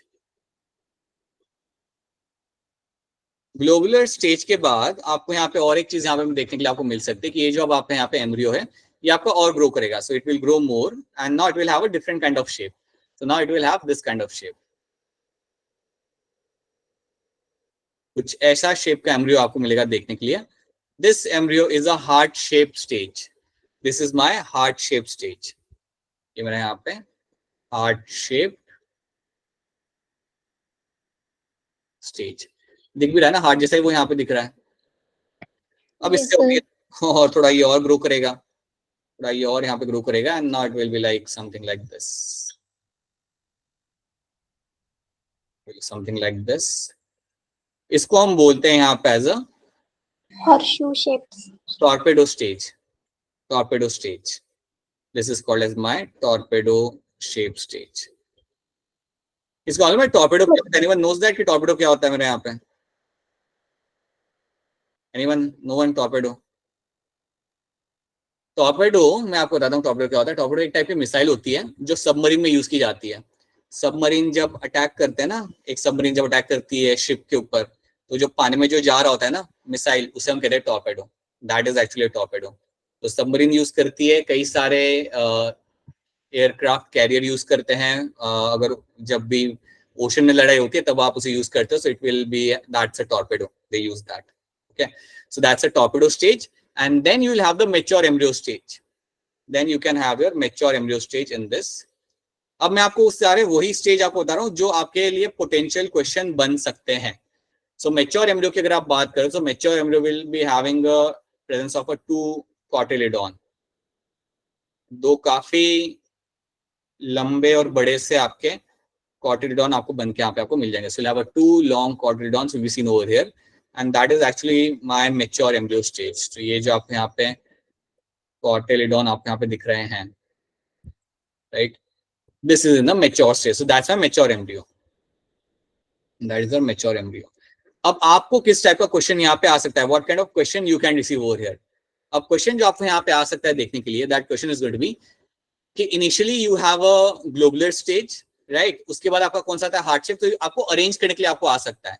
They can give you all those stages and they will ask you कि इसको सही पैटर्न में आप अरेंज कैसे करोगे। तो यार इतना, it is always first of all going to be a globular stage. Then you have a heart shape stage, then you have a torpedo stage, and then you have a mature embryo stage. तो इसको आपको arrange करने के लिए आपको बोला जा सकता है। That is the only type of question they can ask you. कभी आपसे ये पूछा नहीं जाएगा कि इनका डेवलपमेंट यहाँ पे कैसा हो रहा है, या यहाँ पे कई सारे सेल्स के नाम इन्वॉल्व होते हैं, उन सेल्स के नाम यहाँ पे लिए नहीं जाएंगे। सो नीट के अंदर प्लीज मेक श्योर दैट कि आप एम्ब्रियो डेवलपमेंट के अंदर बहुत ज्यादा वक्त जाया ना करें, बिकॉज ये जो पूरा डिटेल प्रोसेस है उसके ऊपर बेस्ड क्वेश्चन नहीं आते हैं। So you only have to remember the different stages और कौन सा स्टेज किसके बाद आएगा। बस इतनी बात आपको यहाँ पे याद रखनी है। इतना आपके लिए इनफ होता है आपके नीट के स्कोर को सिक्योर करने के लिए। So is this thing clear to all of you? हाँ बेटा बोलो, पहले ये बताओ क्या ये आपको यहाँ पे समझ आ रही है? Is this thing clear to all of you? एक बार और समझा दो। हाँ बताते हैं। अब बताओ क्वेश्चन क्या है आपके यहाँ पे, पहले सवाल बताओ। सर मैंने बस यही पूछना था कि मतलब बोर्ड्स के पॉइंट ऑफ व्यू से ये topic important point of view से बेटा, अगेन बोर्ड्स के पॉइंट ऑफ व्यू से कुछ स्कूल के अंदर अगर आपको कराया जा रहा है, देखो जनरली आपके बोर्ड्स के जो एग्जाम हो गए ना, मेन जो आपके एग्जाम हो गए फाइनल एग्जाम, उसमें ये नहीं आएगा। उसमें कभी ये नहीं आएगा कि explain the detail process of your embryo formation, ये आपको कभी नहीं आएगा, राइट। हाँ, अगर आपका लाइक इंटरनल एग्जाम के अंदर आपको कराया जा रहा है then the teacher can ask you, but not in the board exam में आपको ही नहीं आएगा कि explain the detail process of your embryo formation, right. इसके ऊपर क्वेश्चन आते थे जब नीट एग्जाम नहीं था, तब था AIPMT, दैट टू बिफोर 2010, तब आते थे यहाँ से कुछ कॉम्प्लेक्स क्वेश्चन आपके बन के आया करते थे, तब अलग लेवल होता था एग्जाम का, अब ऐसा नहीं होता। अब तो सिलेबस भी कट कर दिया उन लोगों ने, अब क्वेश्चन भी आपको ऐसे दे रहे हैं, so everything is very simple. Okay, so ये चीज आपको यहाँ पे आ रही है, that is something should be clear to you, right. So this is something we have. अब यहाँ पे यही चीज है आपके यहाँ पे, this is the adaptation to provide assured nutrition to the development. देखो यहाँ पे क्या लिखा हुआ है, endosperm development precedes the embryo development. याद रखना, हमेशा एंडोस्पर्म का डेवलपमेंट आपका पहले होगा, फिर आपका एम्ब्रियो डेवलप करेगा। ये आपका किया जाता है ताकि आप उसे नरिशमेंट प्रोवाइड कर सको शॉर्ट तरीके से, right. You can see over here, you can see some pictures over here, right. आपको यहाँ पे भी एक पिक्चर आपको यहाँ पे दिख जाएगी, ठीक है। So you can see this pictures again. आपको बहुत डिटेल में आपको यहाँ पे नहीं जाना, जस्ट रिमेंबर द स्टेजेस जो मैं आपको यहाँ पे बता के रखे हुए हैं, बस उतना आपके वहाँ पे इनफ होगा। But that is how the embryo will develop. और एक मैच्योर एम्ब्रियो के अंदर आपको यहाँ पे 2 कॉटिलिडॉन आपको यहाँ पे क्लियरली आपको देखने के लिए मिल जाएंगे, बहुत क्लियरली आपको यहाँ पे कॉटिलिडॉन देखने के लिए आपको यहाँ पे मिल जाता है, right. So you can see them very clearly over here, okay. अब हम क्या करेंगे, now will move on to the dicot embryo.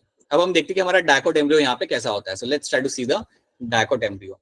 अब अगर मैं डायकोट एम्ब्रियो को ध्यान से देखूं, so let me check this thing, हाँ right, I have to share you this over here. हाँ, सो अगर डायकोट एम्ब्रियो की अगर मैं बात करता हूँ, so first of all dicot मतलब यू विल हैव 2 कॉटिलिडॉन्स।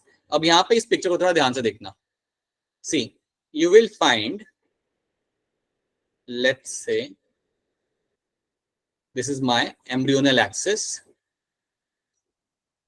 ये पॉइंट से मेरे निकल रहे मेरे कॉटिलिडॉन, यहां से एक मेरा कॉटिलिडॉन मेरे यहां से निकल रहा है, राइट। और यहां से मेरा एक कॉटिलिडॉन मेरे यहां से निकल रहा है।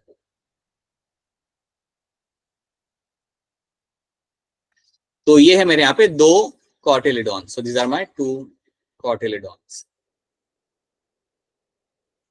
अब एक और चीज आप यहाँ पे याद रखना कि जो कॉटिलिडॉन्स हम यहाँ पे बना रहे हैं ना, जो लीफ लाइक स्ट्रक्चर, इनका भी काम यही होता है नरिश करना एम्ब्रियो को। इनका भी काम ये, इनको भी कंज्यूम कर लिया जाएगा। आपका एम्ब्रियो इनको भी नहीं छोड़ता, इनको भी कंज्यूम कर लेता है। So they are also been used as a nutritive tissue and it is been consumed by the embryo, right. तो एक पॉइंट होगा आपके एम्ब्रियो में से जहां से आपके दोनों कॉटिलिडॉन आके बन के निकल रहे होंगे, राइट। अब उस पॉइंट से अगर आप देखोगे ऊपर, उस पॉइंट से अगर आप यहाँ पे ऊपर देखोगे, एकदम जो आपका एकदम टिप वाला जो एरिया यहाँ पे आपका होगा, दिस टिप वाला area is called as my plumule. इसको हम बोलेंगे यहाँ पे as a plumule. This tip वाला area over here is called as my plumule. Similarly lower side के ऊपर, भी आपको यहाँ पे कुछ मिलेगा देखने, the lower region over here is called as my radicle. This part of embryo is called as my radicle. तो आपको पूछा जाएगा कि एम्ब्रियो के अंदर आपका रेडिकल होता है, प्लीम्यूल होता है, कहाँ पे होता है? So plumicule is on the apaxis, on the upper side, and radicle is on the lower side of the embryo. अब radicle जो आपका यहाँ पे होगा, this will help in the root system formation. ये आपका पूरा root system आपको बना के देगा। Radicle is something which is going to be forming the root system. और plumule जो आपका यहाँ पे होगा, ये आपका पूरा के पूरा बना के देगा आपको अपना यहाँ पे shoot system. This will give me the complete shoot system formation will be observed over here. तो पहले तो इतनी बात दिमाग में याद रखो कि अगर मैं आपके हाथ में एम्ब्रियो देता हूं, तो एम्ब्रियो में आपको प्लूम्यूल मिलेगा, आपको रेडिकल मिलेगा। दोनों एक्सट्रीम जगह पे आपके होंगे, दोनों एकदम कोने कोने में होंगे। प्लूम्यूल आपको बना के देगा आपके यहाँ पे शूट सिस्टम, और रेडिकल आपको बना के देगा आपका यहाँ पे हमेशा आपके यहाँ पे रूट सिस्टम। सबसे पहले आपको ये बात आपको दिमाग में याद रखनी है, that's the first thing you have to know. लेकिन ये तो आप वैसे भी जान सकते थे, मेरे को ये बनाया मैंने इसलिए to tell you something more. तो ये 2 चीजें आपने यहाँ पे देख ली। अब यहाँ पे ध्यान से देखो, ये जो आपका रीजन है ना, ये वाला आपका रीजन यहां से लेके यहां तक, right, this area over here, और या फिर इसको मैं इस तरीके से बोलता हूँ, या इसको हटाता हूँ यहाँ पे, इसको ऐसे मेंशन करते हैं। This region from the point जहां से आपका प्लूम्यूल से लेके, फ्रॉम द पॉइंट जहां से आपके कॉटिलिडॉन्स बन रहे थे, the point from where the cotyledons are coming out, वहां से लेके प्लूम्यूल तक, ये वाला जो आपका रीजन यहाँ पे होता है, इस रीजन को हम एक नाम देंगे and that region over here is called as my epicotyl. इस रीजन को हम बोलते हैं यहाँ पे एज अ एपिकोटाइल। ठीक है, so the region from the point of the embryonal axis from where the cotyledons are coming out from that particular point towards the plumule, वहां से लेके प्लूम्यूल तक का जो आपका एरिया यहाँ पे होता है इसको हम बोलते हैं यहाँ पे एज ए एपिकोटाइल। उसी तरीके से जो आपका नीचे का एरिया है, उसी तरीके से जो आपके यहाँ पे नीचे का एरिया जो है आपके यहाँ पे जहां से आपके कॉटिलिडॉन्स आ रहे हैं वहां से लेके टुवर्ड्स द लोअर साइड, ये वाला जो मेरा यहाँ पे एरिया है towards the radicle, this area over here is called as my hypocotyl.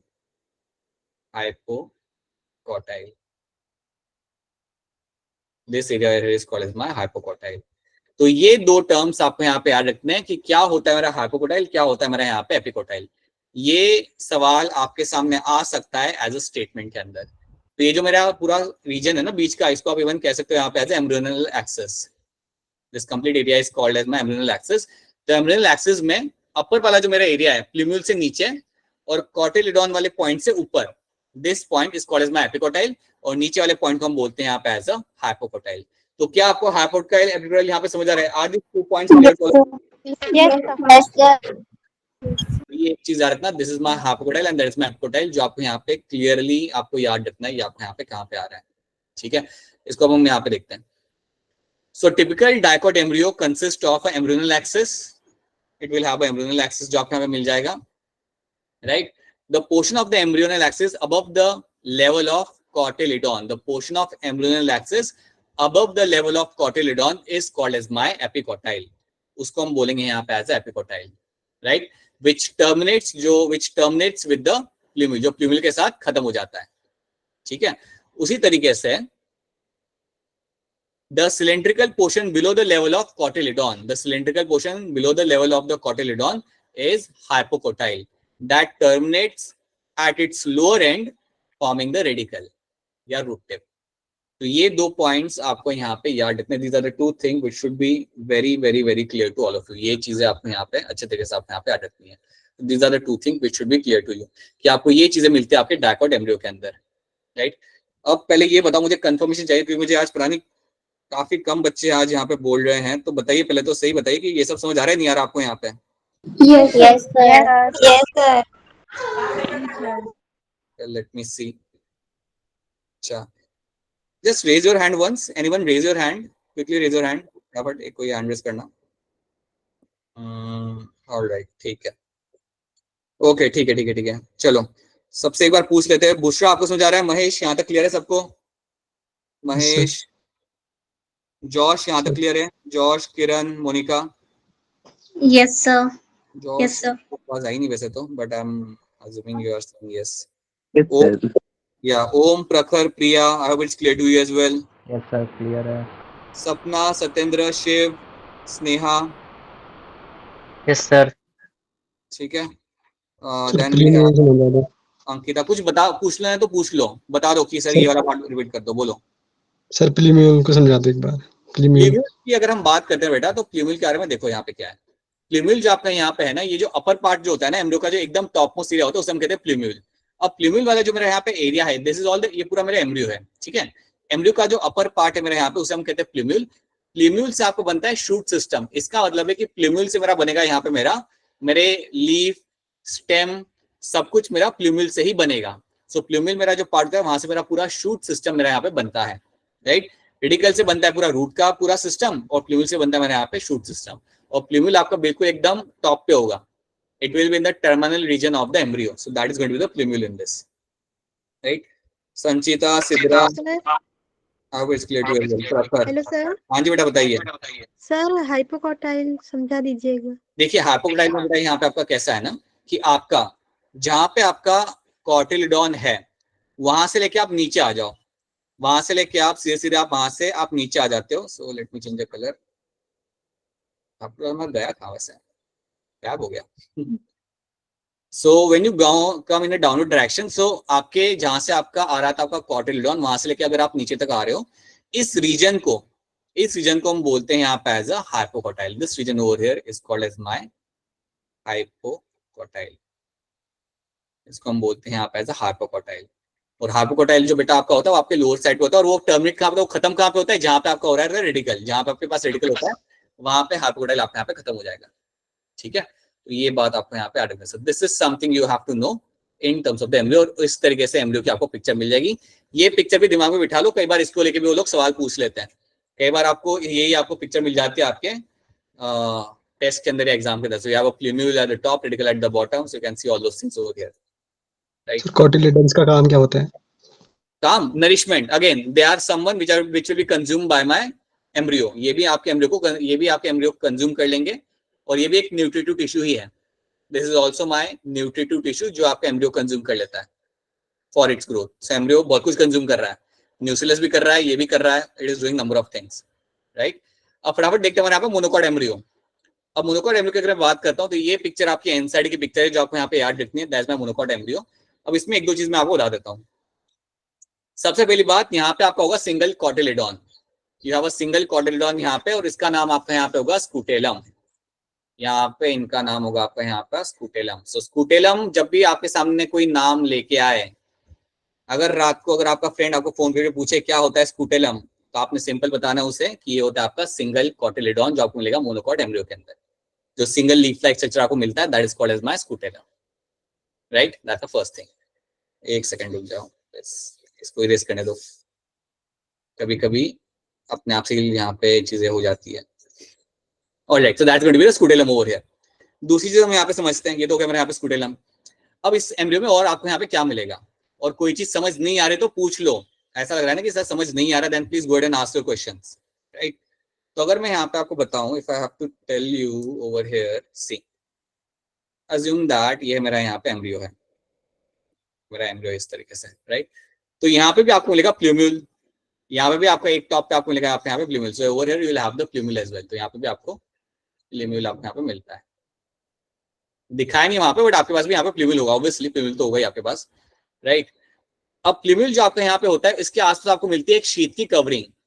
Plumule जो आपको यहाँ पे मिल रहा है, इसके आसपास आपको यहाँ पे शीट की कवरिंग आपको यहाँ पे मिल जाएगी. सो प्लूम्यूल के आसपास आपको एक शीट की कवरिंग आपको यहाँ पे मिलती है, and that covering is called as my coleoptile. That covering is called as my coleoptile. ये बात याद रखना कि आपका जो मोनोकॉट एम्ब्रियो होता है, उसके पास जो प्लूम्यूल होगा, उसके आसपास आपको एक कवरिंग मिलेगी. You will have a covering of a sheet, and that covering is called as my plumule. तो ये उसे प्रोटेक्ट करता है, ये प्लूम्यूल को प्रोटेक्ट करता है, राइट. उसी तरीके से you will have the lower part, and the lower part will be having the radical. और रेडिकल क्या बनाता है हमारा, राइट. अब रेडिकल जो आपके पास यहाँ पे है, रेडिकल के आसपास भी आपको यहाँ पे कवरिंग मिल जाएगी. रेडिकल भी कवरिंग हो रही है, तो इसके आसपास भी आपको एक शीट की कवरिंग आपको यहाँ पे मिल जाती है, and that covering here is called as my coleorhiza. Coleorhiza. So coleorhiza is nothing but my covering surrounding the radical. So radical के आसपास जो मुझे यहाँ पे कवरिंग मिल रही है यहाँ पे, that is my कोलियोराइजा. जो प्लूम्यूल के आसपास जो मुझे यहाँ पे कवरिंग मिली, उसे मैं कहता हूँ यहाँ पे कोलेप्टाइल. और यहाँ पे आपको मिलेगा आपका single cotyledon, which is going to be your scutellum, जो मैं बार बार यहाँ पे बता चुका हूँ ऑलरेडी आपको. यहाँ this is my scutellum over here. इतनी लेबलिंग इसमें याद रखना. अगली बार कोई फ्रेंड अगर पूछता है लंच ब्रेक पे कि क्या होता है कोलियोराइजा, क्या होता है कोलेप्टाइल, तो आपको एक्सप्लेन करना आना चाहिए. ऐसे फ्रेंड बनाओ, ऐसे फ्रेंड जो लंच ब्रेक में ऐसे सवाल आपसे पूछे हैं. कोई है आपके ऐसे फ्रेंड पूछते लंच ब्रेक में? Yes sir. Yes sir. इनका फंक्शन क्या होता है? फंक्शन एक they quite a protective covering, they are more just like a protective covering over there, that's it, और कुछ नहीं. यस. ठीक है, that is something you will get to see over here. फिर यहाँ पे कुछ लिखा हुआ है ना, एपिब्लास्ट रूडिमेंट्री होता है, इसका कोई काम नहीं होता. दिस एपिब्लास्ट इज रूडिमेंट्री, इसका कोई काम नहीं होता. तो ये चीज आपको याद रखनी, that is my monocot embryo. इतनी बात आपके इसके अंदर याद रखना, right. So this should be clear to all of you. That is my monocot embryo. आप यहाँ पे देख लो क्या लिखा हुआ है. So embryo of monocots possess only one cotyledon, right? In the grass family, the cotyledon is called as my scutellum. That is situated towards the one side of the embryonal axis, जो हमने वहाँ पे देखा था, right? At a lower end, the embryonal axis has a radical, and the root cap is enclosed in a undifferentiated sheath called as my coleorhiza. तो coleorhiza उसको cover करके वहां पे रखता है. सिंपल बात ये कि वो उसे वो कवर करके वहां पे आपको रखेगा. The portion of an embryonal axis above the level of attachment of the scutellum is epicotyle. वो सेम है. That's the same definition. यहाँ पे भी epicotyle हाइपोकॉटाइल वैसा ही रहेगा. जहां पे आपको पॉइंट ऑफ अटैचमेंट है आपका यहाँ पे कोलेप्टाइल स्कूटेलम का, उसके ऊपर वाले पार्ट को एपिकोटाइल बोलेंगे, नीचे वाले पार्ट को बोलेंगे हम लोग यहाँ पे hypocotyl. That is something which is same all the time. So then you have a epicotyl has a shoot apex, a few leaf primordia enclosed in the hollow follicle structure called as my coleoptile. So वो जो हमने covering बनाई थी ऊपर वाली जिसको हम coleoptile कहते हैं, that is my hollow follicle structure, और वो आपका प्रोटेक्ट करता है आपके यहाँ पे प्लीम्यूल को. सो ये आपको याद रखना है. Okay, now there's one more thing I have to tell you in this. यहाँ पे याद रखना हमेशा यहाँ पे कि you will have your endosperm, right? Endosperm के अंदर मैंने आपको पहले बताया था इट्स अ ट्रिप्लॉइड स्ट्रक्चर, और बीच में आपको मिलता है स्टार्च. उसके अलावा एंडोस्पर्म का जो आउटर लेयर आपको यहाँ पे होता है, एंडोस्पर्म का जो आउटर लेयर आपको यहाँ पे मिलेगा, this outer layer of the endosperm is called as my aileron layer. ये जो outer layer मेरा यहाँ पे जो होता है इसको हम बोलते हैं यहाँ पे से aileron layer. So outer layer जो मेरा एंडोस्पर्म का यहाँ पे होगा उसे बोलेंगे हम लोग यहाँ पे aileron layer. और याद रखना it is rich in protein. This layer is going to be rich in protein. और किसी का यहाँ पे माइक ऑन हो चुका है. कौन है जो हमसे बात करना चाहता है? अरे मोनिका, ऐसे कैसे चलेगा? तो that is your aileron layer which is going to be rich in protein. ये बात याद रखना है यहाँ पे आप. ठीक है, तो याद रखना the outer layer of the endosperm will be seen and that outer layer of the endosperm is going to be called as my aileron layer, और ये protein rich होती है. So this is going to be rich in protein. So that should be clear to you. अगर आपने notice किया हो तो पता है कई बार कहा जाता है कि हमें चने खाने चाहिए जिससे हमें प्रोटीन मिलता है. जिम जाते तो आपके जिम के ट्रेनर रेकमेंड करते हैं कि ये खाओ, चने खाओ, दाल. That is all because of aileron layer वहां पे होती है ना, वो आपको प्रोटीन प्रोवाइड करती है. ठीक है, बाकी बीच में तो आपको यहाँ पे स्टार्च मिलेगा. बीच में तो आपको यहाँ पे जो मिलेगा आपको देखने के लिए that is all going to be starch. So centre में आपको जो मिलता है that is all going to be starch. तो ये चीज भी यहाँ पे आप याद रखना, राइट. और सब कुछ यहाँ पे ट्रिप्लॉइड ही है, तो कंफ्यूज मत होना. अगर आपका एंडोस्पर्म ट्रिप्लॉइड है तो aileron लेयर भी आपकी ट्रिप्लॉइड ही होगी. वो कोई अलग नहीं है, वो उसके पास आउटर लेयर है. सो याद रखना. सो यहाँ पे यही लिखा हुआ है, the outer covering of the endosperm separates the embryo by a proteinaceous layer called as my aileron layer. ये चीज आपको यहाँ पे याद रखना. This is something you have to know. बड़ा ही आसान है यहाँ पे ये सब. It is not very difficult over here. Just wait a minute.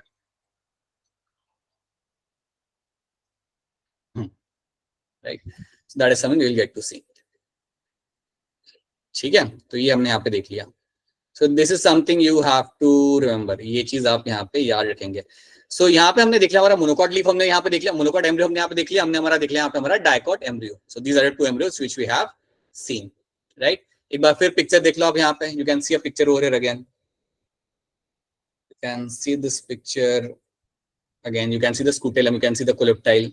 It can be very clearly seen over here, right.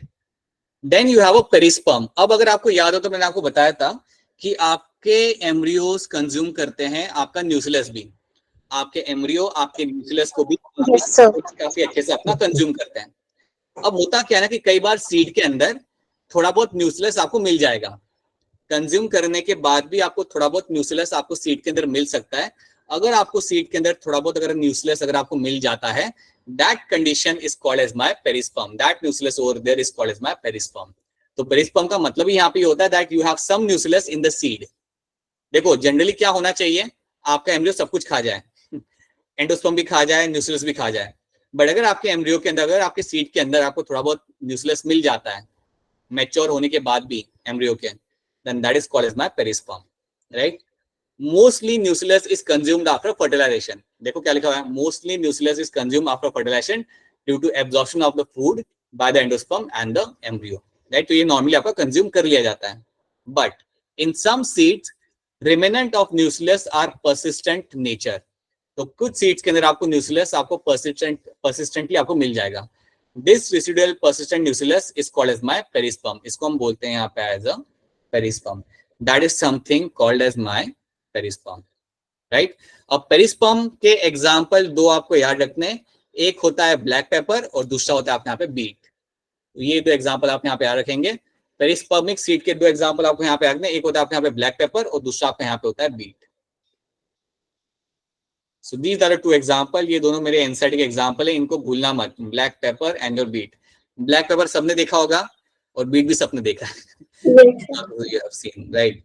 अच्छा, बाय द वे आप लोगों ने ब्लैक पेपर का पेड़ देखा कभी? ग्रो किया कभी आपने ब्लैक पेपर का पेड़ खुद से ऐसे कभी देखा क्या? नहीं देखा? No, sir. ठीक है. No, sir. That's your black pepper and that is your beetroot. Beetroot तो it's very common. Yes, sir. Yes. तो ये हमने यहाँ पे देखा है. So this is something you have to know. Oh, by the way, Himachal वाले बच्चों को सब समझ आ रहा है? हिमाचल के बच्चे. हाँ जी गिरिजा, बताइए क्या सवाल है आपका? सर न्यूक्लियस समझ नहीं आया.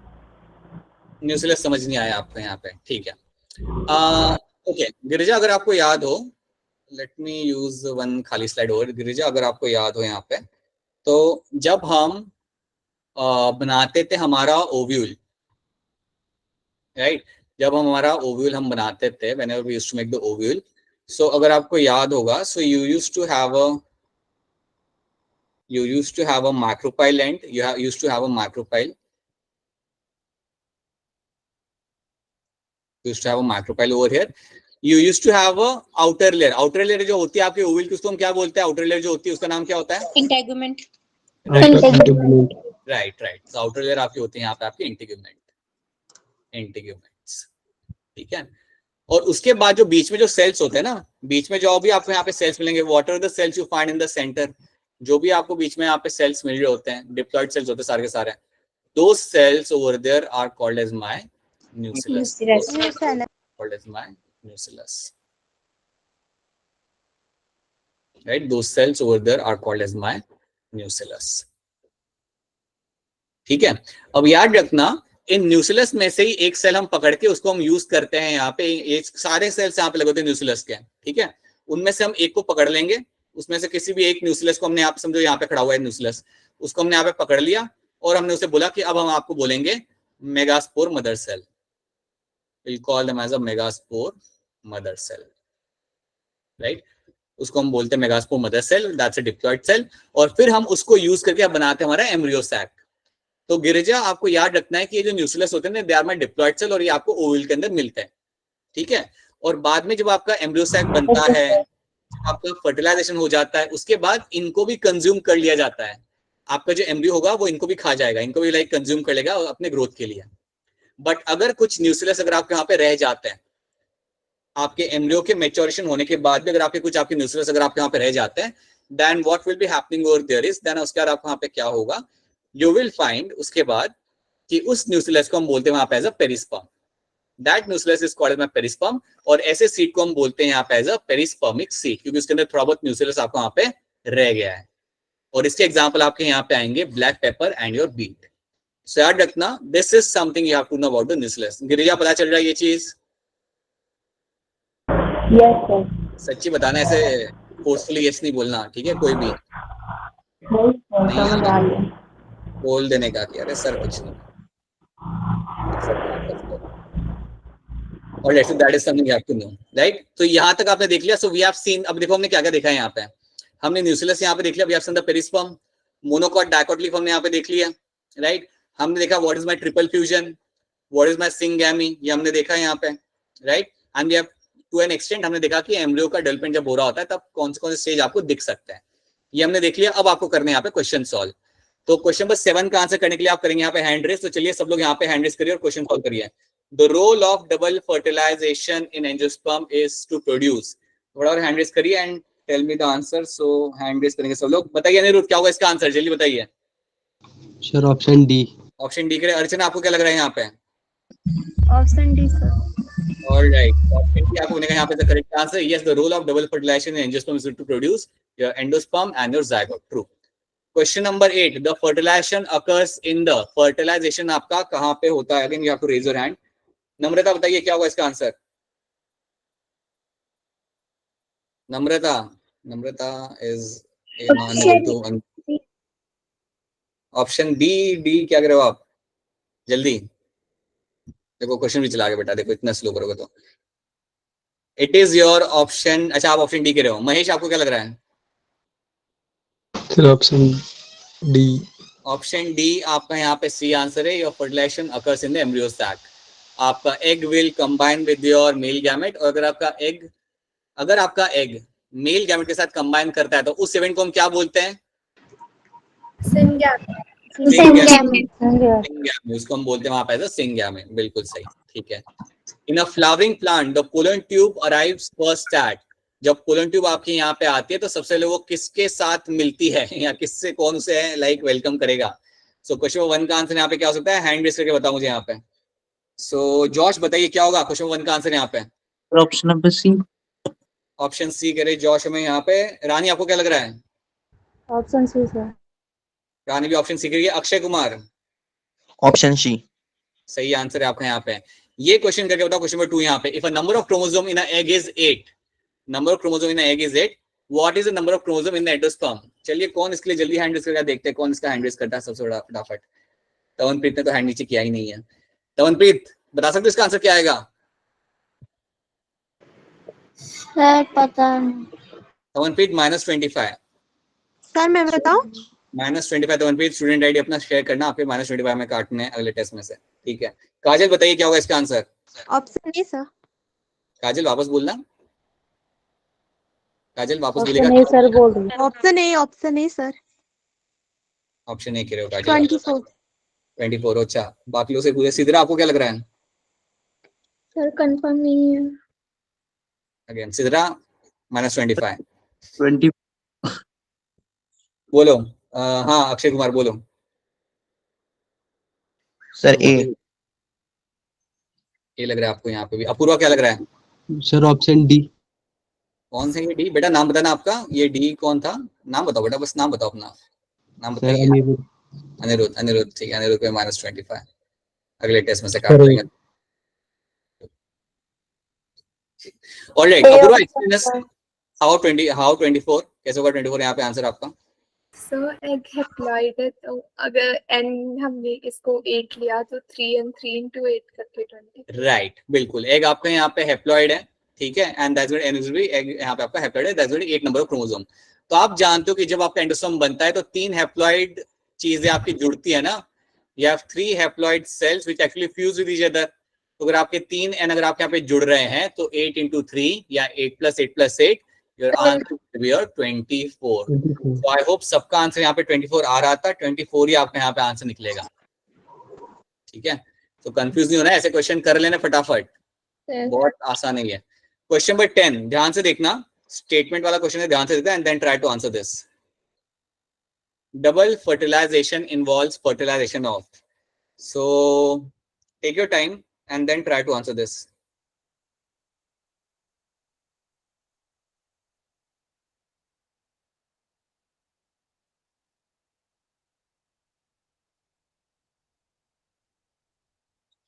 बताइए अपूर्वा।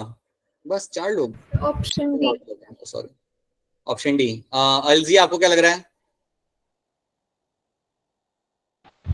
Option C. ओके, अक्षर आपको क्या लग रहा है? Sir D. डी।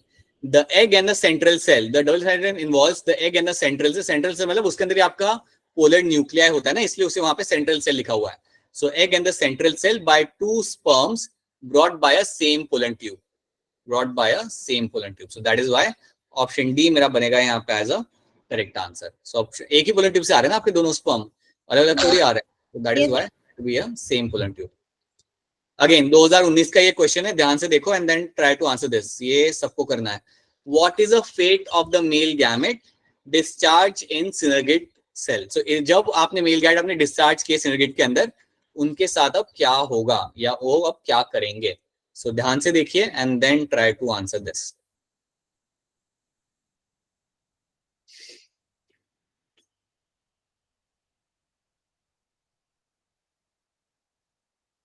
अच्छा, आपने हैंड रेज कर दिया है। Wait a minute, sorry I can not see the raised hand. Josh, क्या लग रहा है इसका answer? Sir option number A. Aniruddh, आपको क्या लग रहा है? Sir option B.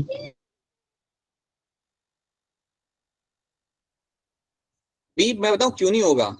इसमें ये हो रहा है, वो पूछा कि जो आपके मेल गैमेट्स आपने रिलीज किए उनके साथ क्या होगा, वो क्या करेंगे। इसमें लिखा है one fuses with the egg, right, others degenerates in the synergid. नहीं, दूसरा मेल गैमेट थोड़ी डीजनरेट होगा, वो भी वहां पे सर्वाइव करेगा ना। So that is why option A. Option option A A sir. Option A sir. Option A. Option A answer. ठीक है, बता दिया, thank you. One fuse with the egg and other fuse with the central cell nuclear, that's my polar nuclear, right, उसके साथ वहां पे fuse करेगा। तो कई बार पोलर न्यूक्लियर की जगह वो ऐसा टर्म भी लगा देना तो कंफ्यूज नहीं होना है। That itself means a polar nuclei. Central cell nuclei is also going to be is nothing different. ये आपका polar nuclei ही है. So that is why option A over here becomes my correct answer. Double fertilization is going to be what? So A, B, C, D. क्या होगा इसके अंदर सही answer? Girija बताइए.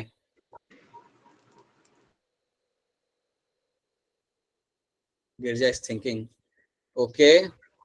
सिद्रा क्या होगा इसका आंसर? सिद्रा बताइए जल्दी. सी। ऑप्शन सी कह रहे हो आप? बेटा ऐसे कैसे चलेगा? मोनिका क्या होगा इसका आंसर? Option D. ओके, अब सब लोग वैसे ही बता दो अनम्यूट करके, क्या होगा इसका आंसर? Option D.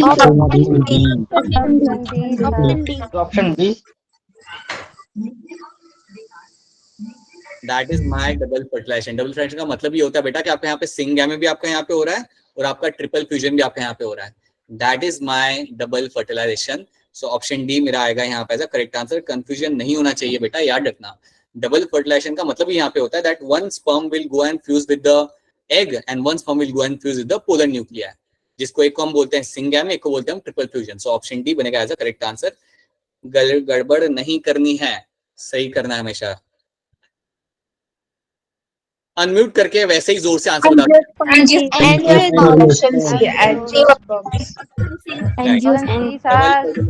आपको होते हुए मिलेगा हमेशा आपके एंजियोस्पर्म के अंदर। जिम्नोस्पर्म के अंदर आपका डबल फर्टिलाइजेशन नहीं होता। कोई मुझे बताए जिम्नोस्पर्म के अंदर आपका जो एंडोस्पर्म होता है वो कैसा होता है? एंडोस्पर्म मुझे वहां पे मिलेगा, राइट। और एंडोस्पर्म कब बनता है? फर्टिलाइजेशन के बाद या पहले? बिल्कुल सही, पहले बन जाएगा, राइट। चलिए देखिए क्वेश्चन को यहाँ पे, which of the following statement is going to be wrong? कौन सा स्टेटमेंट मेरे यहाँ पे रॉन्ग होगा? चलिए बताइए रानी, इसका आंसर क्या होगा? Which of the statement is wrong? देख लो पहले, आराम से देख लो and then tell me which of the. थोड़ी देर में बताते हैं सर। थोड़ी देर में बताते। Option A. अभी 7:15 तक। अरे रुक जाओ, हैंड रेस करना है बाबा, सबने हैंड रेस करने से तेज चलेगा। अपेक्षा बताओ क्या होगा इसका answer? Sir option A does not take place. अच्छा, आप कह रहे हो कि ये गलत है यहाँ पे, ठीक है। देन स्नेहा आपको क्या लग रहा है? Option A. ऑलराइट, और कोई? हर्षदा आप बताइए। सर ऑप्शन राइट, तो ऑप्शन है आपके यहाँ पे रॉन्ग स्टेटमेंट। आपके यहाँ पे इसमें ये लिखा हुआ है when the pollen is shed at a 2 cell stage double fertilization does not takes place. ये बात आपके यहाँ पे गलत है। अगर आपका पोलन ग्रेन 2 cell स्टेज पे आ भी रहा है, गिर भी रहा है अगर आपके पोलन ग्रेन आपके स्टिग्मा के ऊपर, उसके बाद माइटोसिस होगा आपके जेनेटिव सेल के अंदर, आपके 2 मेल गैमेट्स आपके यहाँ पे बन जाएंगे। So that is why option A over here is going to be a wrong statement. So yes, option A अगर आप यहाँ पे दे रहे हो मुझे आंसर, तो इसका आंसर यहाँ पे आपका सही है, right. Through which cell of the embryo sac does the pollen tube enters the embryo sac? तो क्वेश्चन आप समझ पा रहे हो यहाँ पे, through which cell of the embryo sac does the pollen tube enters the embryo sac? किसको धक्का मार के आपकी pollen tube आपके अंदर आ रही है? यहाँ पे देख लो, हैंड रेस करना है, आंसर नहीं देना, हैंड रेस करना है बस आपको यहाँ पे।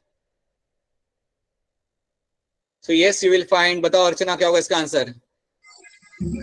Option C sir. ठीक है, सिनेरेट सेल डीजनरेट करके आप उसे वहां से आप निकाल के आप उसे वहां पे आ जाओगे। सो बहुत पुराना क्वेश्चन आपका ये। Yes, a simple question, you get rid of the synergate cell and you enter inside the pollen tube। अब इसका आंसर, ये बड़ा इंटरेस्टिंग क्वेश्चन है, ध्यान से देखो and then try to answer this question. यहाँ पे क्या है? Generative cell was destroyed by a laser. Generative cell को हमने डिस्ट्रॉय कर दिया लेजर यूज करके, but a normal pollen tube was still formed because. अब देखो ऑप्शन आपने ध्यान से and then try to answer this question. यहाँ पे समझ लो, generative cell was destroyed by laser but a normal pollen tube was still formed because. तो इस Vegetative cell is not damaged. Option A sir. Hand raise करना था, वैसे ही आपने आंसर बता दिया। सो बताइए काजल, क्या होगा इसका आंसर? Option A sir. अक्षर, आपको क्या लग रहा है? Same A. और मेरे बाकी कहाँ के हिमाचल के बच्चे? अक्षरा तो है यहाँ पे। अक्षरा बोलो क्या होगा इसका आंसर? अक्षरा? Sir, A तो A. हाँ ठीक है। अपूर्वा, क्या होगा इसका आंसर? सर ए। अच्छा, मोनिका, आप हो क्लास में? मोनिका नहीं क्लास में? यस सर, सर ए सर किया है हैंड रेज, आप देख ही नहीं रहे हो। ठीक है ठीक है। अच्छा, दीक्षा नहीं है ना? दीक्षा छुट्टी पे शायद से। Akshara, what is this? Why Diksha is not there in the class? Sir पता नहीं। ठीक है। So yes, option A becomes my correct answer. Vegetative cell तो आपका यहाँ पे डैमेज नहीं हुआ ना, ये तो आपका है वहां पे। If the vegetative cell is going to be remaining over there, then you will find कि यहाँ से आपका पोलन ट्यूब आपका यहाँ पे बन जाएगा। यहाँ से आपका पोलन ट्यूब आपका बन के आ जाता है, right? And that is why you will find it will be coming. Generative cell गया, उससे कोई फर्क नहीं पड़ रहा, इट इज स्टिल देयर। ठीक है, तो आई होप ये सबको मालूम पड़ रहा है। इसका आंसर दे दो मुझे यहाँ पे। इस सॉल्व करो आराम से, Tamanpreet and all of you solve this carefully and then try to answer this. Total number of meiotic division required for forming 100 zygotes. अगर मुझे 100 जाइगोट्स बनाने हैं तो total number of meiotic division मुझे यहाँ पे कितने चाहिए होंगे? जॉश कर लिया क्या, या पहले का हैंड रेज्ड है आपका, या कर लिया? अच्छा, पहले का हैंड रेज्ड है। अक्षय कुमार, अच्छा आपने हैंड, अच्छा नहीं। अपेक्षा कर लिया क्या आपने, या कर रहे हो? कर लो, टेक योर टाइम। 100 जाइगोट कर लिया है। कर लिया। अलजिया बताइए, अलजिया क्या होगा इसका answer? Option D sir. Option D कह रहे हो आप, ठीक है। रानी बताइए। Option C sir. Rani explain करना पड़ेगा फिर। चलिए रानी एक्सप्लेन करिए, कैसे ऑप्शन सी आ रहा है? जो हमारा 100 पर 4 है उसको आंसर है 25।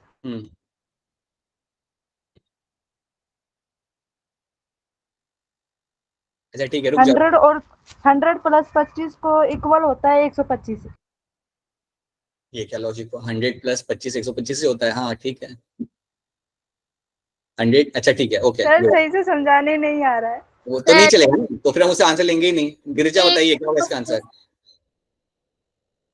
गिरिजा क्या होगा इसका आंसर? सर 100 जाइगोट फॉर्म होने के लिए कम से कम 25 मेयोटिक डिविजन्स लगेंगे एंड देन उसको मतलब अगर total number of meiotic division required पूछा है तो जितना 100 माइक्रोस्पोर्स पर समझाने नहीं आ रहा सर, मतलब 25 मेयोटिक डिविजन्स होंगे और 100 माइक्रोस्पोर्स से 100 मेल गैमेट्स होंगे और 100 फीमेल गैमेट्स होंगे, तो 100 एग्स जो है वो डेवलप करेंगे फ्रॉम 100 मेयोटिक डिविजन्स। तो टोटल नेसेसरी जो मेयोटिक डिविजन्स है वो, अरे यार सर नहीं आ रहा है। 300 सर मैं बताऊं? 100 पर 300। हाँ बताओ तमनप्रीत, बताओ, बोलो तमनप्रीत, बोलो। 100 सर, जो जाइगोट के लिए मेल मतलब फीमेल पार्ट और मेल चाहिए, तो फीमेल जो है वो 100 मियोसिस होंगी तो 100 एग्स बनेंगे। और जो अरे रुक जाओ, अभी मेरे को लिखने दो यहाँ पे ताकि फिर सबको समझ आए ना। ठीक है, let me right it down over here. C what will be happening, जो तमनप्रीत हमारे यहाँ पे कह रही है 100 जाइगोट चाहिए, तो बोले तो चाहिए मेरे यहाँ पे 100 eggs. I need to have 100 eggs, right? अब सिंपल सी बात है कि अगर मैं लेता हूँ मेरा यहाँ पे, लेट्स से मैं लेता हूँ मेरा यहाँ पे, अब ये मेरी रिक्वायरमेंट है, 100 एग मुझे यहाँ पे चाहिए। तो मुझे करना क्या पड़ेगा मुझे यहाँ पे, कि अगर मेरा एक मेगास्पोर मदर सेल है अगर मेरे पास, if I have a single megaspore mother cell, तो ये क्या करता है, ये करता है मियोसिस और मुझे मिलते हैं 4 मेगास्पोर। लेकिन 4 में से 3 की तो डेथ हो जाती है, राइट? 3 की तो यहाँ पे डेथ हो जाएगी। तो एक जो मेरा बनता है मेगास्पोर, जो मेरा एक यहाँ पे बचता है, वो मेगास्पोर मुझे बना के देगा मेरा यहाँ पे पूरा एम्ब्रियो सैक। ठीक है, वो मुझे बना के देगा यहाँ पे मेरा पूरा एम्ब्रियो सैक, वो मुझे बना के देगा। और एक एम्ब्रियो सैक में कितने एग होते हैं? 1 एग। एक एम्ब्रियो सैक के अंदर एक ही एग आपका वहां पे होता है, राइट? तो इसलिए जो तमनप्रीत कह रही है कि एक मियोसिस के बाद मुझे एक ही एग मिलेगा, इसलिए अगर मुझे 100 एग्स चाहिए तो I have to carry out 100 meiosis. तो याद रखना, after 1 meiosis I get 1 egg. So to get 100 eggs आप कर सकते अपना cross multiplication, you need to undertake 100 time meiosis. तो तमनप्रीत की ये वाली बात तो यहाँ पे सही है कि ये है मेरा यहाँ पे 100 मियोसिस आपको यहाँ पे करने पड़ेंगे, राइट। ठीक है, अब मुझे पोलन ग्रेन के लिए बताओ तो मनप्रीत, अब क्या होगा पोलन ग्रेन के लिए? तो एक माइक्रोस्पोर मदर सेल है, वो 4 पोलन ग्रेन्स बनाते हैं, इसलिए 100 divide by 4 is 25 meiosis male के लिए चाहिए, इसलिए 100 प्लस 25 125। बहुत सही। यहाँ पे तो मनप्रीत हमारे यहाँ पे क्या कह रही है कि हम जब एक बार मियोसिस करते हैं तो हमें मिलते हैं हमारे 4 पोलन ग्रेन, हमें वहां पे मिल जाते हैं। सो एक बार जब हमारा माइक्रोस्पोर मदर सेल करेगा मियोसिस तो हमें 4 पोलन ग्रेन वहां मिल जाएंगे। तो अगर मुझे 100 पोलन ग्रेन चाहिए, अगर मुझे 100 जायगोट बनाना है तो मुझे 100 पोलन ग्रेन चाहिए। तो 100 पोलन ग्रेन के लिए हम यहाँ पे करेंगे हमारा क्रॉस मल्टीप्लिकेशन, जो हम 6th 7th में कर देते हैं, 100 divide by 4, so that is going to be 25। सो 25 मियोसिस आपके यहाँ पे लग जाएंगे। तो 25 मियोसिस आपके लग रहे हैं आपके पोलन ग्रेन बनाने के लिए, और 100 मियोसिस आपके यहाँ पे लग रहे हैं आपके एग बनाने के लिए। सो that is why 100 plus 25 and that will become my total answer. That becomes your answer is my 125. ठीक है, so 125 मेरा यहाँ पे आंसर बन जाएगा। So this becomes your answer over here. तो ये है मेरा यहाँ पे आंसर, 125 मियोसिस आपको लगेंगे, तब जाके आप 100 जायगोट्स आप बना पाओगे। आपको ये क्वेश्चन एक बार खुद से घर पे सॉल्व करना चाहिए ताकि आपका इसके ऊपर ग्रिप बने। ठीक है, एक दो क्वेश्चन और करते हैं एंड देन मैं आपको फ्री कर दूंगा, आपका रात का भी क्लास है ना। एक क्वेश्चन और कर लेते हैं। Endosperm is formed during double fertilization by, simple question है, एंडोस्पर्म आपका जो बनता है आपका वो कैसे बनता है? सो अगेन इसके लिए आपको हैंड रेज करना पड़ेगा, you have to raise your hand to answer this, ऐसे नहीं चलेगा। बताइए शिव क्या होगा इसका आंसर? A option. शिव यहाँ पे कह रहा है आपका ऑप्शन है यहाँ पे। स्नेहा आपको क्या लग रहा है? Option A. महेश आपको क्या लग रहा है? Option A. एंड अपूर्व आपको क्या लग रहा है? Option A. Right. So 2 polar nuclei with a 1 male gamete, that is going to be the correct answer for my endosperm formation. Yes. ठीक है, अब इसके अंदर आपके कई सारे और भी क्वेश्चंस हैं। So I want 3 ही क्वेश्चन है, please do by yourself all those 3 questions, ताकि हम लोग जब वापस मिले हम इसके बियॉन्ड हमारा देख सकें।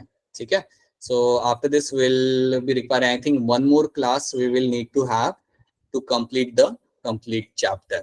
ठीक है, बट इतना पढ़ के आना, इतना एक बार देख लेना एनसीईआरटी में से। और एक टर्म मैं बताना चाहूंगा आपको यहाँ पे, जो आप खुद से सर्च करना कि क्या होता है। आपका central cell will be called as something else after the endosperm is formed. Central cell के लिए एक अलग टर्म यूज किया जाता है, वो टर्म आप देखो एक बार एनसीईआरटी में, और देन फिर आप मुझे बताओ वो टर्म क्या होता है। Primary endosperm cell. नहीं, ये वो आपको होमवर्क दिया था यहाँ पे। Yeah, so that is something, just read the NCERT and then tell me which is a correct answer. So that is something you have to know.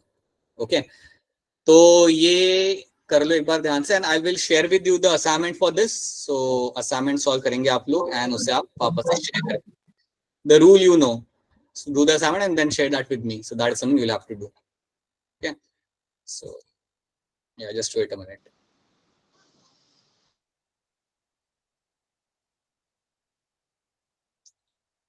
Okay, so that's it from my end. अब इसमें बताओ पहले तो कि यहाँ तक जो हमने कवर किया ये चीज आपको समझ आ रही है नहीं आ रही? बिकॉज आपका संडे को टेस्ट होने वाला है। Is this thing clear to you और नॉट? बता दो यहाँ पे। यस सर, समझ आ रहा है सर। ठीक है, तो ये आपको क्लियर होना चाहिए, एंड ये आप इसके ऊपर आपकी ग्रिप तभी बन पाएगी जब आप करोगे क्वेश्चन सॉल्व। So you